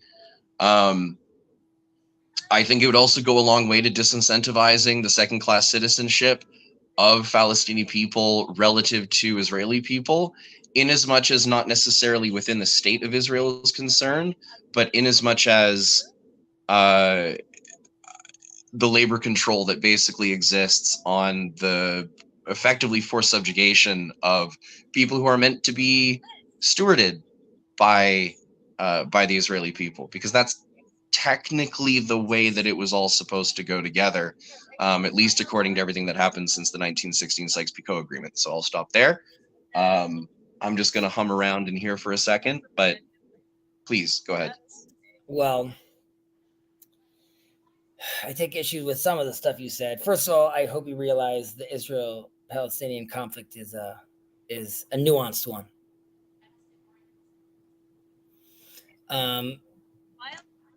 Sorry, you wanted to say something? Do you feel like there's no nuance involved? The nuance is very much present in F-16s capable of dropping 2,000-pound ordnance relative to a people who are very much attempting to punch up. And I understand that this is very, very uncomfortable to listen to. It's not comfortable to listen to. It's just like there's realities. Oh, like sorry, go ahead. Well, I was just going to answer somebody in the chat, and I interrupted. The answer is no. He doesn't believe there's a lot of nuance to it. What's that? So the answer would be no. You don't believe there's a lot of nuance to it? I believe there's a substantial amount of nuance. I believe that everybody has the right to defend themselves. At the same time, when you're engaged in a conflict that is eliminated 4 times the number of people every single day relative to what Russia has done to Ukraine, I think that in and of itself is stating that you are not believing in nuance by virtue of the fact that a 4 times kill rate, but you understand, predominantly of women and children, is not commensurate with any degree of civility, dignity, or honoring of ancestors that would be in accordance with the Jewish tradition, as I understand it. Well, okay. So, but do you believe...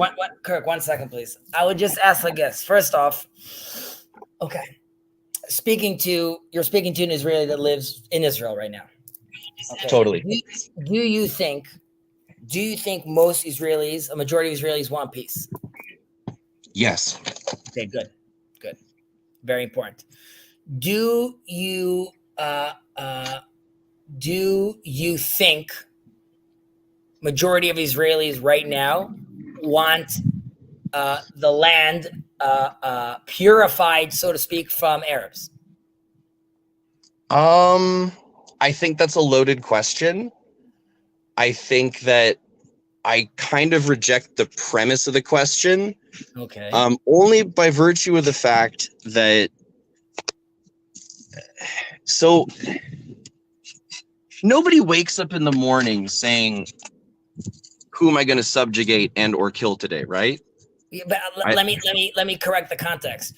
Do you and you might not know this, like there's no version, as a religious person, there's no story of Israel without Ishmael, right? So part of my redemption includes my Muslim brothers, right? So nowhere have I learned, after many, many, many years of learning, any text that told me, and I would say almost all of the religious folk I know in Israel, they don't think they're genetically better. They don't think that Arabs are a subclass. They don't think that they don't belong over here. Okay, so I'm getting rid of some elements that are out there today in the media. That's not number one. Number two, I would say you realize that there are Palestinians, Israeli Arabs that live here, that shop with me, that hang out with me, that I work with day-to-day basis, hang out in their parties. We have we have a Muslim Supreme Court justice. He put the Jewish prime minister in jail, right? So all those moves, right? Putting aside all the wrong that Israel's doing, it just wouldn't be qualified or categorized as apartheid. It would be something else that's horrible, that has to stop, that Israel is doing very, very, very, very bad. We just don't have to call it a technical thing that it's not. We could just say, because in an apartheid, you can't have a Muslim Supreme Court justice. I'm a descendant of the Armenian diaspora. I'm sorry? I am a descendant of the Armenian diaspora. Correct. Okay. I mean, The I'm very agreeing. fact, Yeah. sorry to interrupt, but this really irritates me. Sure. To talk about it as though what is happening is not a genocide. It's not a million people, but this isn't It's stopping anytime technically not a soon. genocide, but it's technically not one. But neither is the Armenian genocide according to the Israeli government. But that's a political move. Israel, again, you asked about that. Israel has recognized the Armenian, Israel in the past has recognized it, and for political reasons, which is shameful, has decided to now call it a genocide. The point would be that in all the conflicts between Muslims and Arabs throughout all of history, right, that number of death, Jews and Arabs and Palestinians, is smaller than I think almost every conflict in the last 50 years. The death you have right now and let's take the number of 35,000 people. Every death is a death too many. We could bash Israel and come at it. We just don't have to call it what it's not. And the occupation, it needs to end. There's you could say that there at times there's indiscriminate bombing. We don't have to call it what it's not. Y'all aren't even using targeted munitions. Like, I'm sorry, but your argument really falls apart. We don't have to call it genocide, but at the same time, we do have to call it genocide because A, it's been ongoing. B, there is no stop to it. C, this was entirely orchestrated over 100 years ago. So what's that? So I'm just asking then, then it's genocides everywhere then, right? Yeah. Okay. So by the way, so no problem. So it's just important that's the status quo is genocide. Great. So it's genocide everywhere. No problem. So we're not unique in any way. We're actually doing like a low scale genocide compared to other genocides. No, right? That's horrible. No, we're not. The reason that's horrible. I don't want to understand. Is it the figures? Is it the figures that count? No, it's the structural violence that counts. It's the disparity and it's the inherent classism by virtue of the fact that the GDP per capita of West Bank and Gaza is an order of magnitude lower and then some than Israel's. It's the fact that... Is that happening in a vacuum though? No. So do you believe, I mean, it's a meme at this point, but do you believe that, and we obviously understand that like it's much easier said than done, and there's a lot of trauma to this, but do you believe that if the Palestinians, Hamas and let's say we'll call Hamas represents the Palestinians as well as Trump or Biden represents the Americans. I'll correct. Do you believe that if the Muslim community, okay, the Arab community, right, could guarantee, right, we want zero violence, yeah, what do you think would happen the next day? Zero violence. Like I'll tell you the conversation. If the Palestinian people, so you're saying if a pushback against a settler colonial imperialist expansionist project you could as push a result of geopolitical posturing, push back, no death, bolstered by saying you could push back, you could protest, no death. Now I'll tell you, I'll do a little. We both exercise. know it's naive, and that's not going to happen. That's about as realistic as a truly free global economy. Come on. So I'm going to an extreme for a reason. This is okay. So after October 7th, I sat down with a few Arab friends of mine, and I wanted to talk to them, right, just because like it's a very tense time, and I think like, you know, instead of shutting down and going to our corners, it's more important that we speak during these times. And I suggested, I said, let's play this little game. The occupation's over. We left. Yep. I'm out. I'm like, sounds good. He's like, it sounds great. I'm like, okay, awesome. The territory, like the settlements, gone, out, Sounds good? Sounds great. Hebron, the old city. Okay, the old city is yours right now. The Dome of the Rock is yours right now. It's all yours. Does that sound good? They're so far they're telling me it sounds great. I'm like, okay. After that deal is done, right? It's all yours. I just want to go right now. I want to visit with my son. I want to go to the Temple Mount. And their answer was, no. Why would you go there? You don't belong there. So I'm like, Okay. then we can play. Hezzy, could I make a real point after you're done? So you got one more second. Now my point was explaining that it's there's a religious component over here as well. We don't have to get too deep into this, which is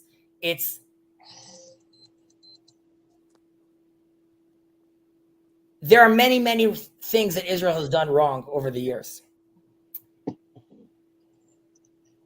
The frustration. I'm not going to sit here and shit all over Israel. I'm sorry. I'm sorry, what? I said I'm not going to sit here and shit all over Israel. It's fine. My only point is coming from like an Israeli. I'm showcasing to you as someone that is Israeli, religious, leaning more right. I am trying to give you like the most liberal attitude I have, which is like, I don't mind if there's a Palestinian prime minister. It's all good. I don't mind if there's it's all good in the hood. I just want peace. But the problem is, if you see me, if you think I don't belong over here, it's never gonna fly, ever. Totally. And I don't mind giving up, or quote unquote, you could use the term giving back. Take. Just play nice.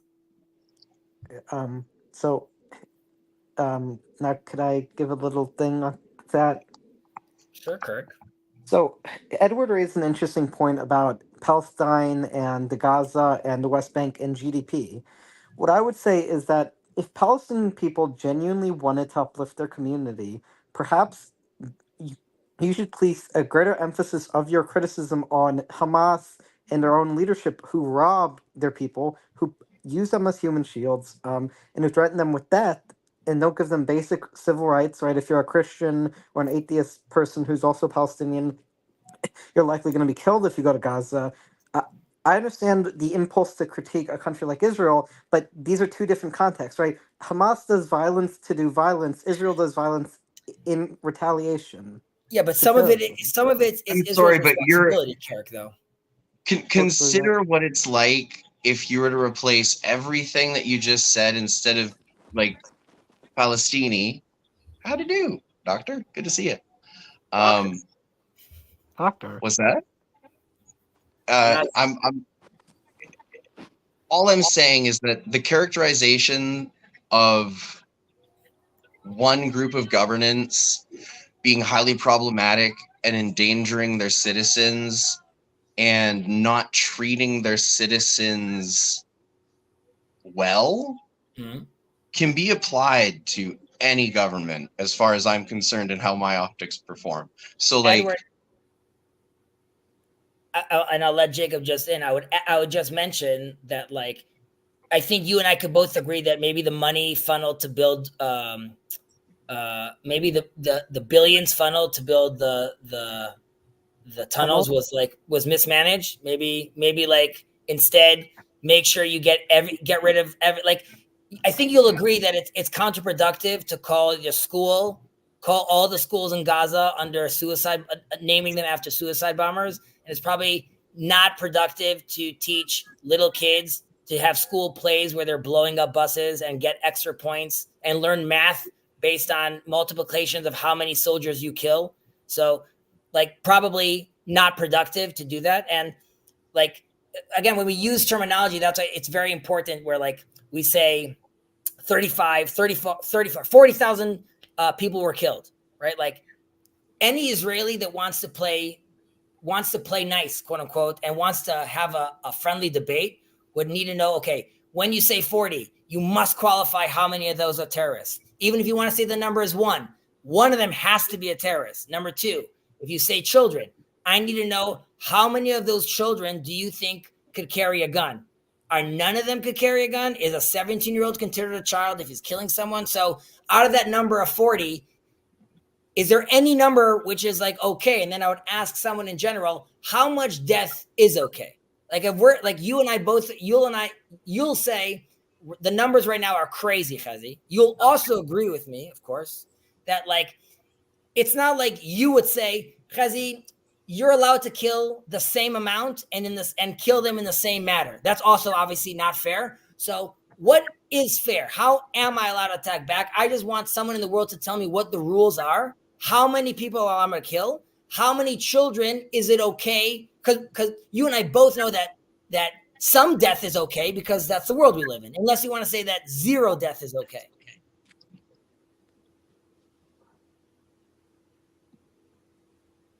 There's a lot in there to unpack.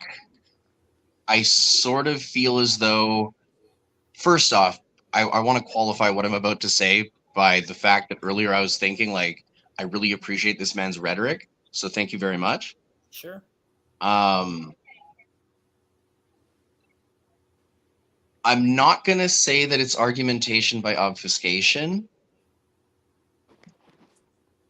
but I am going to say that we're going to lose ourselves in the minutiae if our axiomatic principle from which we're jumping off of is I will accept a certain level of background death. And I think that as much as hold on. Wait, Jacob, let him finish. No, hold on. This is my channel. If you want off my channel, we can get off my channel.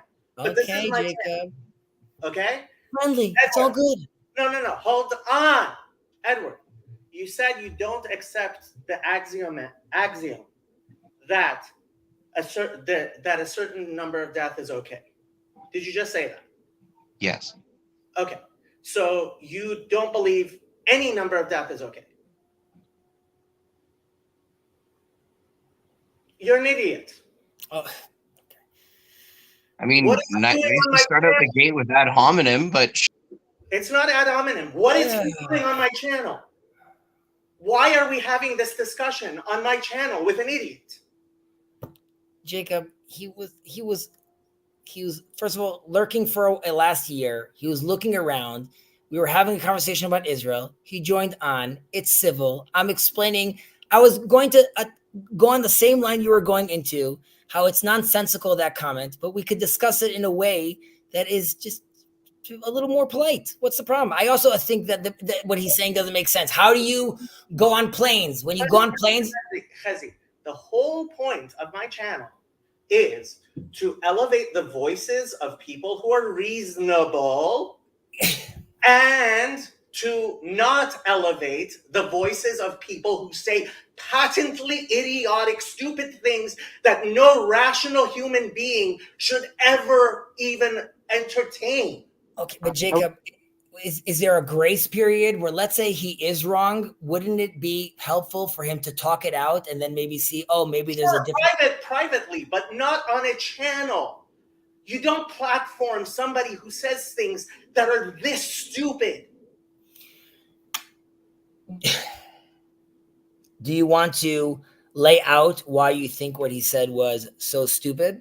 Chezi, do I need to lay out why it is stupid to say that we live in a world where some number of deaths happen? Like, are we so caught in the culture of safetyism where we go back to the COVID? No deaths, right? If the vaccine causes as even one person to die, then we should not take any vaccines. So, but this is so Jacob. Stupid. I don't understand why my channel has to be a place for this type of discussion. Okay. Well, first of all, I apologize. Number two, the reason I was leading to that line of conversation and argument is because that's why I asked what would be the minimum, because to flush out where is someone standing. And it could be that, and I hear what you're saying, that it should happen privately. Okay, but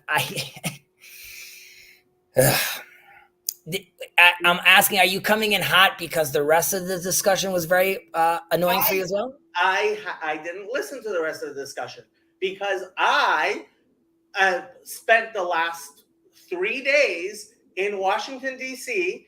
with 4 days with my family, right? And I had idiotic anti-Israel, anti-Semitic, anti-Israel protesters majorly disrupt my nephew's graduation, right?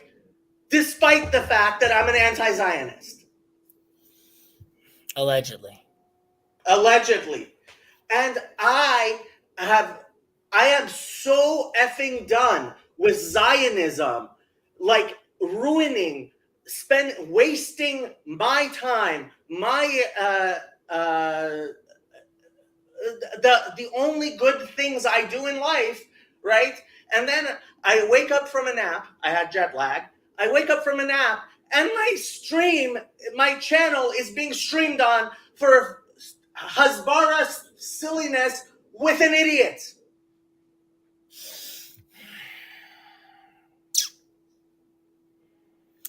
Don't you understand that Zionism gets in the way of living life like an actual human being? That it is a distraction from everything that is actually good and productive in the world? Jacob, even if you are correct that it's a distraction and it's a bad thing, nevertheless, it's an existing thing. And if I want to move on to the next iteration of something that ideally is better, repent of Zionism. Sure. Part of that repentance process would be talking to someone and ideally speaking to him in a manner where potentially I could showcase that what Zionism is painted on is not necessarily what we're trying to. Who is this guy? Is this somebody who's actually been watching my channel? It's someone that got on and said, I appreciate when people talk about the Bible. He was polite. He was nice. So I was answering in kind. And the fact that he's not pro-Israel, what a shocker. What? Doesn't like Israel? Oh, no. So, but like these are the people to talk to. I mean, all right, Jake, listen, it's your channel. I'm not going to argue with you and tell you like you're wrong about that. I would like to to showcase that even someone that disagrees with me politically, and even if he's right, according to you, that Zionism is nonsense, I would hope he could see on the other side, he's talking to a Zionist that is not a racist murderer or that wants the destruction of the Palestinian people.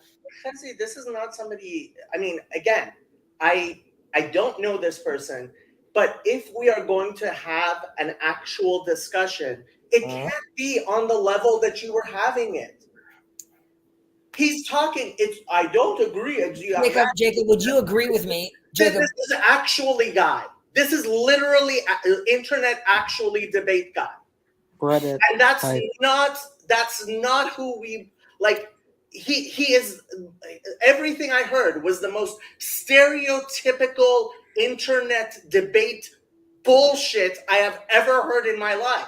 Is it possible, Jacob, that is it possible, because we're seeing this, it seems like this cognitive dissonance right now, which is Harvard, which is like, the ivory tower, somehow its students still manage to completely, as far as my estimation, completely jumble up the story over here, who's right and who's wrong.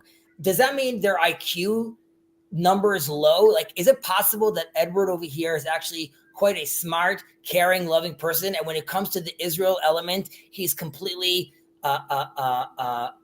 convinced by the media he's seeing and by the narratives? And even if you're right that, like, Chazi, but that would make him an idiot, isn't that someone that you want to discuss with and talk to and have him see, maybe he could see the error of his ways? So this is why I have my channel, right? I want people who consume content to consume content that isn't what you generally see, right? Because I have seen, this guy has all the same beliefs that somebody who watches Norman Finkelstein, the debate Destiny, does.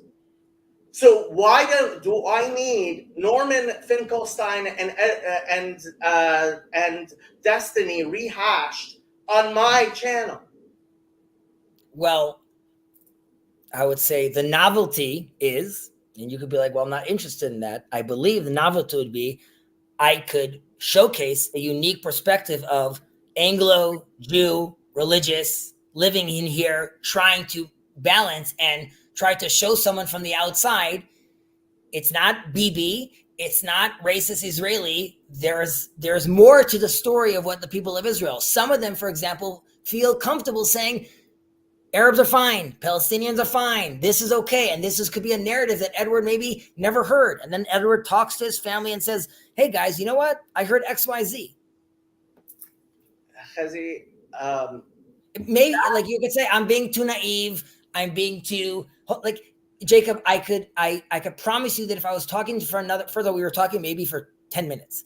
If I was talking for another 40 minutes and I saw that this is someone that's going nowhere and there's no ground to be had. By the way, this is the same conversation with Fawad. It doesn't make sense to go. Which is what bothers me. Like I am wondering whether I should bother with Fawad. So my argument, like I told you when you asked, was I realize the reasons of, like, you could be like, it's a pointless conversation, but it's also engaging with our Muslim brothers. There can't be a more important conversation than that also right now. And you could be like, you have to find the right one. No, Chazi. So look, I believe in the logos as much as anyone, right? But the question becomes, and it's far more fundamental, right? Like when Fawad was screaming bloody murder at me, and he was in my DMs, right? My question to him was, "Hey, Fawad, are you doing okay?" Right? But Jacob, someone to ask someone. No, because nobody spends, right? I don't know anything about Edward, but nobody spends their life like arguing the types of things that he's arguing. If he's just a normal American, if he has a full and productive and happy life. Yeah, but Jacob, doesn't happen. Jacob, what if so all that's resonating for me is still that he said, I enjoy talking about the Bible. So if you enjoy talking about the Bible, then at some point our paths are going to converge. And then we could speak a different language. And then maybe through that language, I could show you something else. But Jacob, I have a question for you right now. 1 second. Sam Tinneman right now, okay? We both like Sam. If Sam started talking about Israeli politics, and then you realize when it comes to Israel, the guy's just off the reservation, is there no reason to talk to him anymore? Maybe we just don't talk to him about that topic. No. Okay, so the difference is that I have... By the way, Edward is trying to say something right now. I don't know what you're trying to say, Edward. I don't know this guy. I understand that. I'm just saying, Edward, no one can hear you. All this guy ever has done is come on my channel and repeat the dumbest debate bro things that everybody, like, it's beyond stupidity. But you're right, Jacob, but I would venture to guess that what for Edward the experience was that he might have had that conversation many times, but instead of hearing a response of saying like, well, you're an anti-Semite or you're an asshole, he didn't hear that. He just heard someone still engaging with him. And I would argue that itself is disarming and being like, well, maybe I will continue this conversation. Maybe it's not. I don't know. Maybe what he should have heard is, wow, that was something really stupid you said. And you should be ashamed of yourself for saying something that dumb. I could say that and shame him. I could also decide to... And this is part of what's wrong with internet debate culture. When someone says something so dumb that you can't answer them, right? You don't answer them, and people think that it's okay to say something so shamefully dumb, and that becomes a talking point. that no intelligent human being should ever say anything like that. And that's why I stop people from saying something so shamefully dumb on my channel. I don't put up with somebody saying something so completely nonsensical and dumb.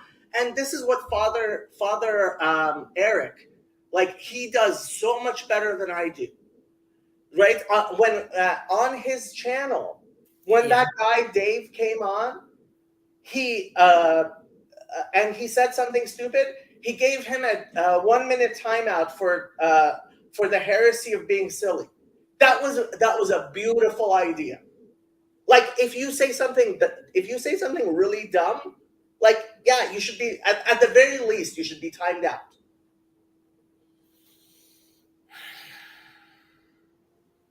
Hey, Jacob. Hello, Chazi. How are you?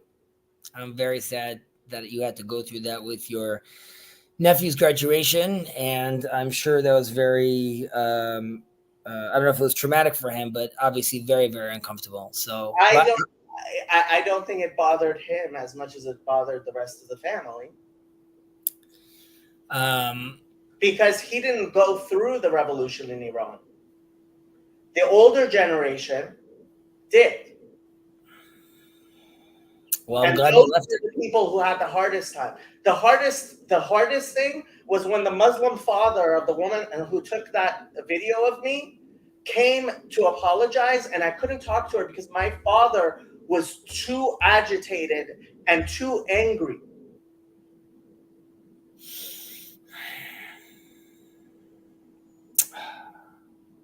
So sad. Iranian Jews fighting with Muslims, all being puppet played by Iran. It's not just Iran. I'm sorry, but there's Israel and Mossad have enough Hasbara dudes all over the internet that this discussion cannot be had at a what you call it. And I'm not going to have my channel be another Hasbara channel. No problem, Jacob. I will not bring on people to discuss Israel on the channel.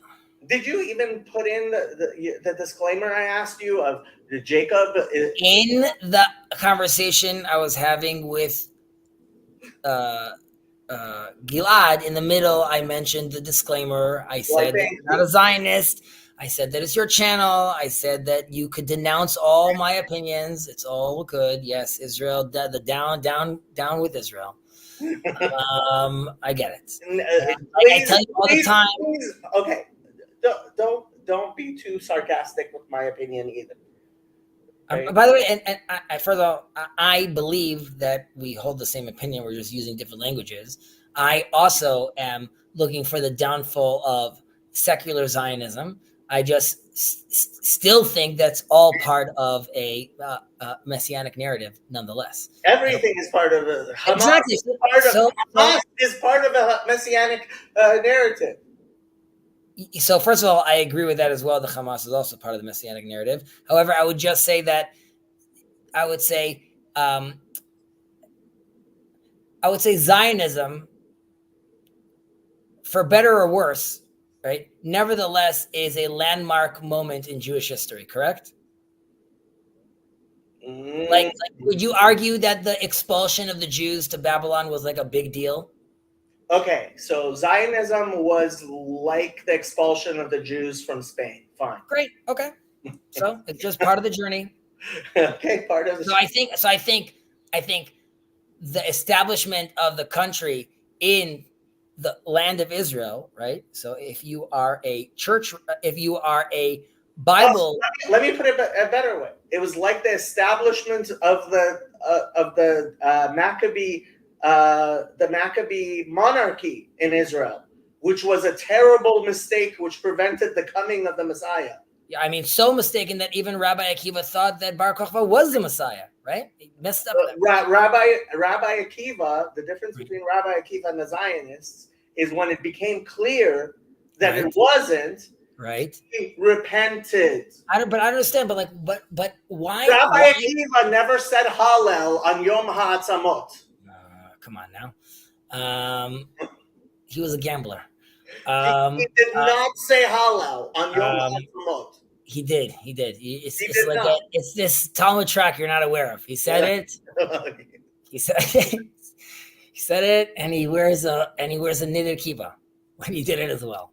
But Jacob, I would just argue that that Zionism is a failed version, an iteration, right, of Bar Kokhba again, and it wasn't the real thing. That doesn't mean I can't build on top of that, though, right? I'm not gonna like the fact eventually when the rightful king comes, right? Am I still allowed to use like the electrical infrastructure that the Zionists use? I think to like light up the temple, and if so, then like that infrastructure is blessed. I think Sandy really gets out to it. This is not just a conversation about Israel. It is, but it is also something crazy going on in the whole world. And getting to that deeper conversation, right? You are going to allow that zero life, right? Comment. How about Mr. Edward?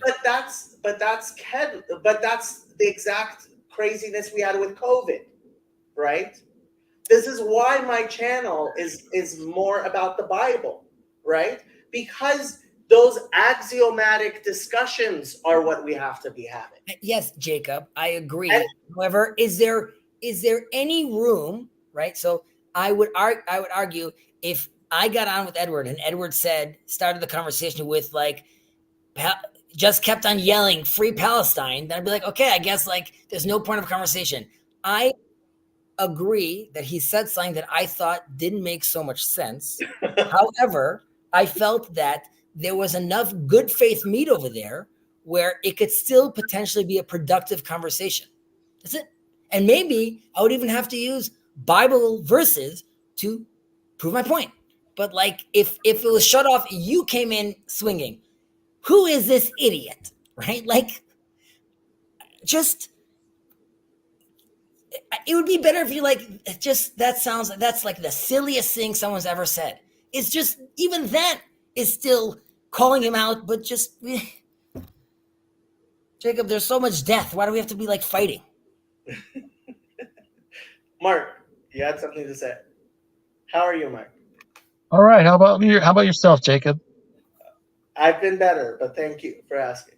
He's here to talk to you about Calvinism. He's getting you in your week. He's gonna throw it in there right now. This is not a Calvinism talk. Yeah, so much to talk about, and I've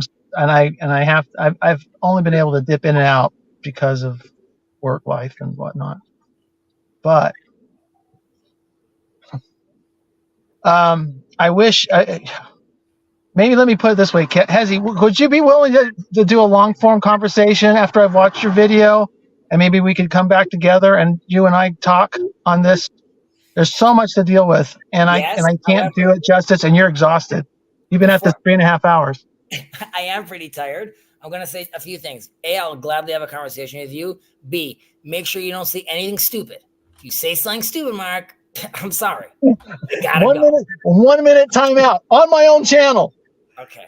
I don't know if you spell it that way, and that spelling mistake is already grounds to be removed.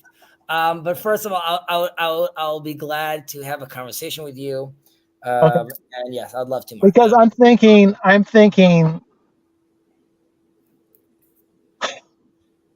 trying to be less involved in politics, and yet I don't know if I can avoid it when it comes to Israel particularly.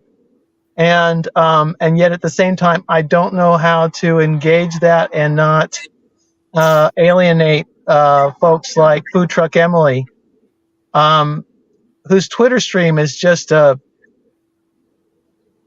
she is a lost cause. I tried so hard. It's a screed. I don't know about lost cause. But she's not, though. That's as a person, when you see her engage with Paul, she's not a lost cause at another level. It's on this subject with relationship to her family. I believe the family she's married into. Yes. But behind that, I think, is a deep devotion to that family coming out of her own family experience that she was born into. So there's a lot there that makes me feel like we must tread gently, Mark, if at all possible. it is an emotional thing. When she posted, oh, if the United States hadn't helped in the 6 Day War, that entire war would have been over in 30 minutes. Gleefully, No, like Jacob, she's not anti-war. She wants to see the Jews in Israel die. no, Jacob. Yes. Jacob, one second. Yes. Jacob, okay. Yes. I would argue with you, though, that the space I want to go, though, is I would argue, and maybe I'm wrong, that because of Paul and because of TLC, Emily doesn't want me to die. And if Emily is talking to me, then it's uncomfortable for her, but she's in a position which is like, this doesn't compute because, like you're saying right now, I'm quote unquote glee for war, but Chezi, who I know that Paul says he's not an idiot. So he's going to give me this fact right now. So either he's lying and he's tricking Paul and this operation doesn't make sense, or I need to question myself. And I'm only going to be able to pierce that veil if I come at it being like, hey, Emily, the fact that your family had people killed in Lebanon during the war, that's horrible. Like my uncle was killed in the war in Lebanon, but like war is horrible. Not, you shouldn't have been there. Like I don't need to win points over her. And I could tell her saying a line like that, like it's 3 day war, like it would be over in 30 minutes. Emily, you understand that like, that's not sensical. If I just call her out, she's just going to shut down. And you could argue, listen, Chezi, weak person, not part of the conversation. We're trying to elevate it. But how many people, how can I slim picking? So you're just going to wait for the right Muslim to come, or are you going to try to work with what you have? Chezi, when there is a conversation to be had, I love to have it. When there is a conversation to be had, I love to have it. But the problem with the discourse we have right now is that we are having discourse for the sake of discourse, oftentimes dishonest discourse, right? Because Emily is streaming forth all of the points that she's heard because she is this is something that she is emotionally attached to, right? But she's not maliciously trying to be dishonest. Yeah, I agree with that. Yeah. So the poor children who are dying including the ones who like throw the stones, right? The 17-year-olds, the 18-year-olds, the 19-year-olds who grab the guns, right? They're not malicious people. They're not malicious people. But if you're going to get beyond that right now, what the protesters? You think those Georgetown students who were marching out of that convocation are malicious people? Yeah, but Jacob, so a perfect framing would be I would tell food truck Emily, my son studies in the old city. A 13-year-old terrorist shot the father of his friend. Okay. Now my son asked me about this 13-year-old kid, and he asked me if this is an evil kid, and I said no, he's not an evil kid. Like the 13-year-old kids aren't evil, right? And I would explain to Emily that like while this is enemy, and if he's running after me and my kid, I'm obviously going to stop him. It's very important to me to raise my kid and realize not good. We're not happy that this 13-year-old kid is dead. We understand why he had to be stopped by the cops, but this is all evil, and he is not your enemy conceptually, right? So, and the idea would be to tell Emily that, Emily, I understand that kid needs to be stopped. You need to realize that the education I'm giving my kids over here is not one of hate. The narratives you're teaching, right, are problematic for that. That doesn't mean you can't criticize Israel, but maybe let's do that differently. And I think if Emily hears it that way, she could be like, well, maybe I won't say this trope anymore. Just like Sam Titteman, when he has his conversations right now, doesn't use the Tetragrammaton anymore. And he says, you know what? I know that my Jewish friends on this channel are sensitive to hearing the Tetragrammaton, so I'm going to refrain from saying it. I believe people could be quote unquote educated, and who am I to educate? I'm a no one, I'm a nothing. My point being, people could be educated. We have to try, or I want to try to engage them where they're at, up to a limit. I agree with you, Jacob, that there's a hierarchy, and I agree with you that like you can't just allow people to just mouth off sensibly, and definitely not on channels like yours that you're trying to cultivate into something more specific. But given the context that there was a stream about Israel, and a guy that has been lurking around and seen before jumped in, it's not like, well, how did this happen? I'm like, okay, he's talking about Israel-Palestine, and he's not yelling, he's not screaming, he's saying, I've been appreciating the conversation. There's much I disagree with you about, but I like the conversation. To me, I'm like, okay, then if you're willing to play nice, let's talk. Now you could be like, Hazi, anyone that says something like, then any death is too much death, to me, that's like a red flag. Conversation ends. That means like, it's nonsensical. There's nowhere to go over here. And I would argue that like, no, that's just, I think that's a mistake. And I believe that he could potentially see the error of his ways. And at the very least, he could give me his version of the story so I could either bolster my argument or potentially check myself where I'm wrong. But I have to acknowledge the one thing Max said. Some of them are malicious, and it is difficult to differentiate between people who are malicious and people who are like, there's a level of negligence that is indistinguishable from maliciousness. And when you allow people to get away from malicious, from showing like this is malicious through saying things that are that dumb, right? You're already degrading the conversation. Well, but the problem is I think it's how people allow themselves to be indoctrinated into a position without considering the nuances. My son is a PhD in physics. He's 25. Probably the smartest person I know, but he's very much been taken by the disproportionality of violence in this war because of Netanyahu's approach to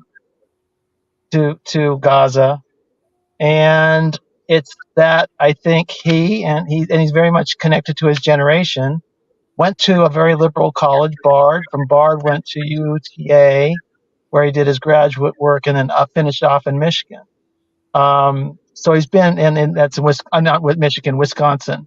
So he's moved. I beg your pardon? Madison?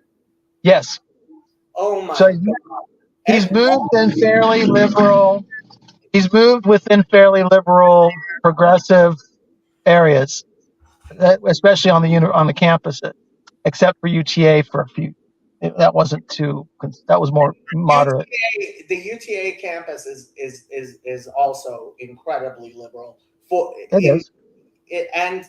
And look, again, it sounds to me like he is in a very similar position as Emily is, right? This is somebody who has been so, like, we distribute our cognition to other people. This is one of the important things that John Vervaeke has brought to this conversation. And when someone is so embedded in a distributed cognition that is malfunctioning in a certain way, there are presuppositions which you cannot get at by discussing with that person. Mm-hmm. Right? So there are times when just having the but discussion. I would say, knowing him as well as I do, he's reachable within reason. The problem is that we aren't getting a lot of cooperation from the current Israeli government to help us along. The Israeli government's lost this narrative internationally because of the heavy-handed approach to the response. No one was more militantly pro-Israel on October 8th, the day after October 7th, than me. Okay, and I was out there and I was loud and I was banging the drum for a strong U.S. backing, and I had a very strategic view. I was we can go way. This is something we can talk about in depth later, Hezi. But I was very, very strong for Israel, very strong for America's position to hold down Israel's enemies outside of Gaza, so it could deal with Hamas, because we should have, the United States could hold down Hezbollah in the north, and we could hold down Iran to the east. We did not. Our passivity has made things worse. Plus, we allowed Netanyahu to go in and completely wreck Gaza to deal with a few thousand militants. When say more of a more delicate, patient, careful response that may be focused on flooding the tunnels, giving up on the hostages. This is a difference probably between the American approach and the Israeli approach. Americans we straddle somewhere between the Russians and Israelis. Israelis don't want to give up on anybody. That's true. Okay. So this is part of what the Israeli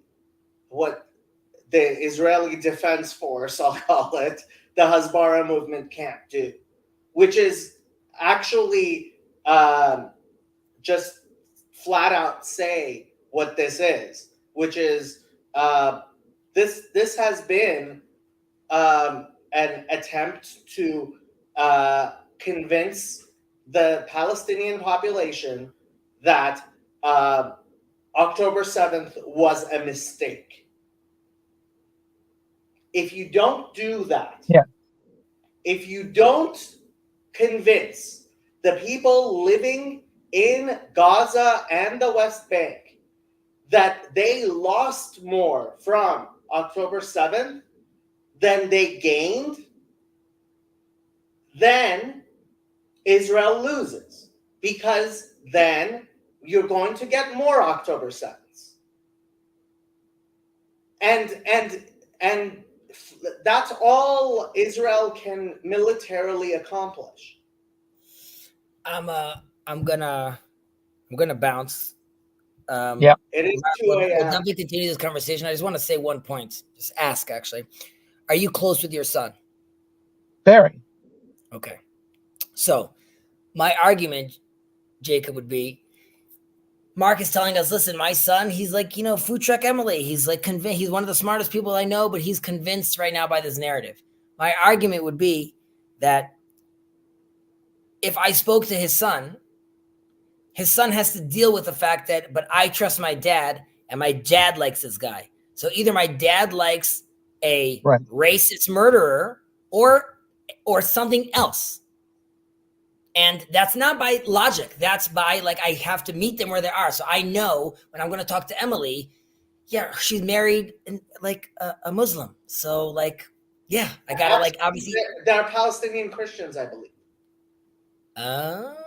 Maybe I'm wrong. Lebanese Christians, I believe. My point was to Mark is I want to use the position of sanity. I hope, maybe I'm insane, to lower flames of the hyperbolic internet media we live in today, where people feel like they just have to drop, the data points they know or the narratives they know, and see the actual individual. And I think that's very much TLC. So if there was someone that you wanted to on-ramp or have them de-radicalize, isn't a place like this, and I'm not saying your channel, I'm saying, but isn't TLC a place that could potentially help with that? I agree. Okay, guys. Are you talking to Jacob or are you talking to me? I was talking to all you. Okay, I will leave my email in the comments when we're done with all this, and then if you can contact me, and we'll set something up. I'll give you my phone number, whatever, and then we could set up something and where we could talk actually when you've actually rested and have time. I definitely will. I recommend you guys still continue this conversation. Edward, I guess it wasn't meant to be, but one day our paths will cross. What is that? Is Edward taking out an Israeli flag? Oh my God, you guys see that?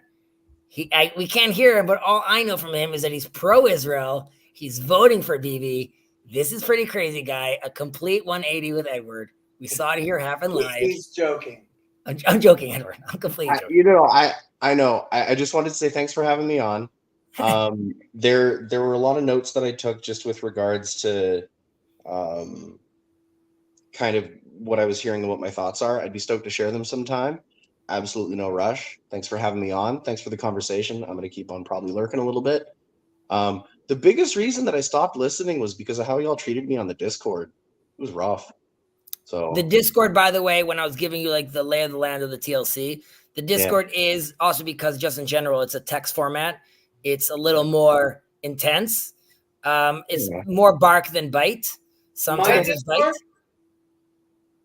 Sorry? Which Discord? Which Discord? Your Discord. Well, that's deliberate. I've got to go, guys. I'll talk to you later. Adios. I mean, I created my Discord with a certain culture. Like, that is what my Discord is for. 1 second. I'm going to get off. I just want to say, even if this conversation ends, please, let's just, nice words, end it amicably. Okay. Shalom. Shalom. Let's end the discussion. Okay.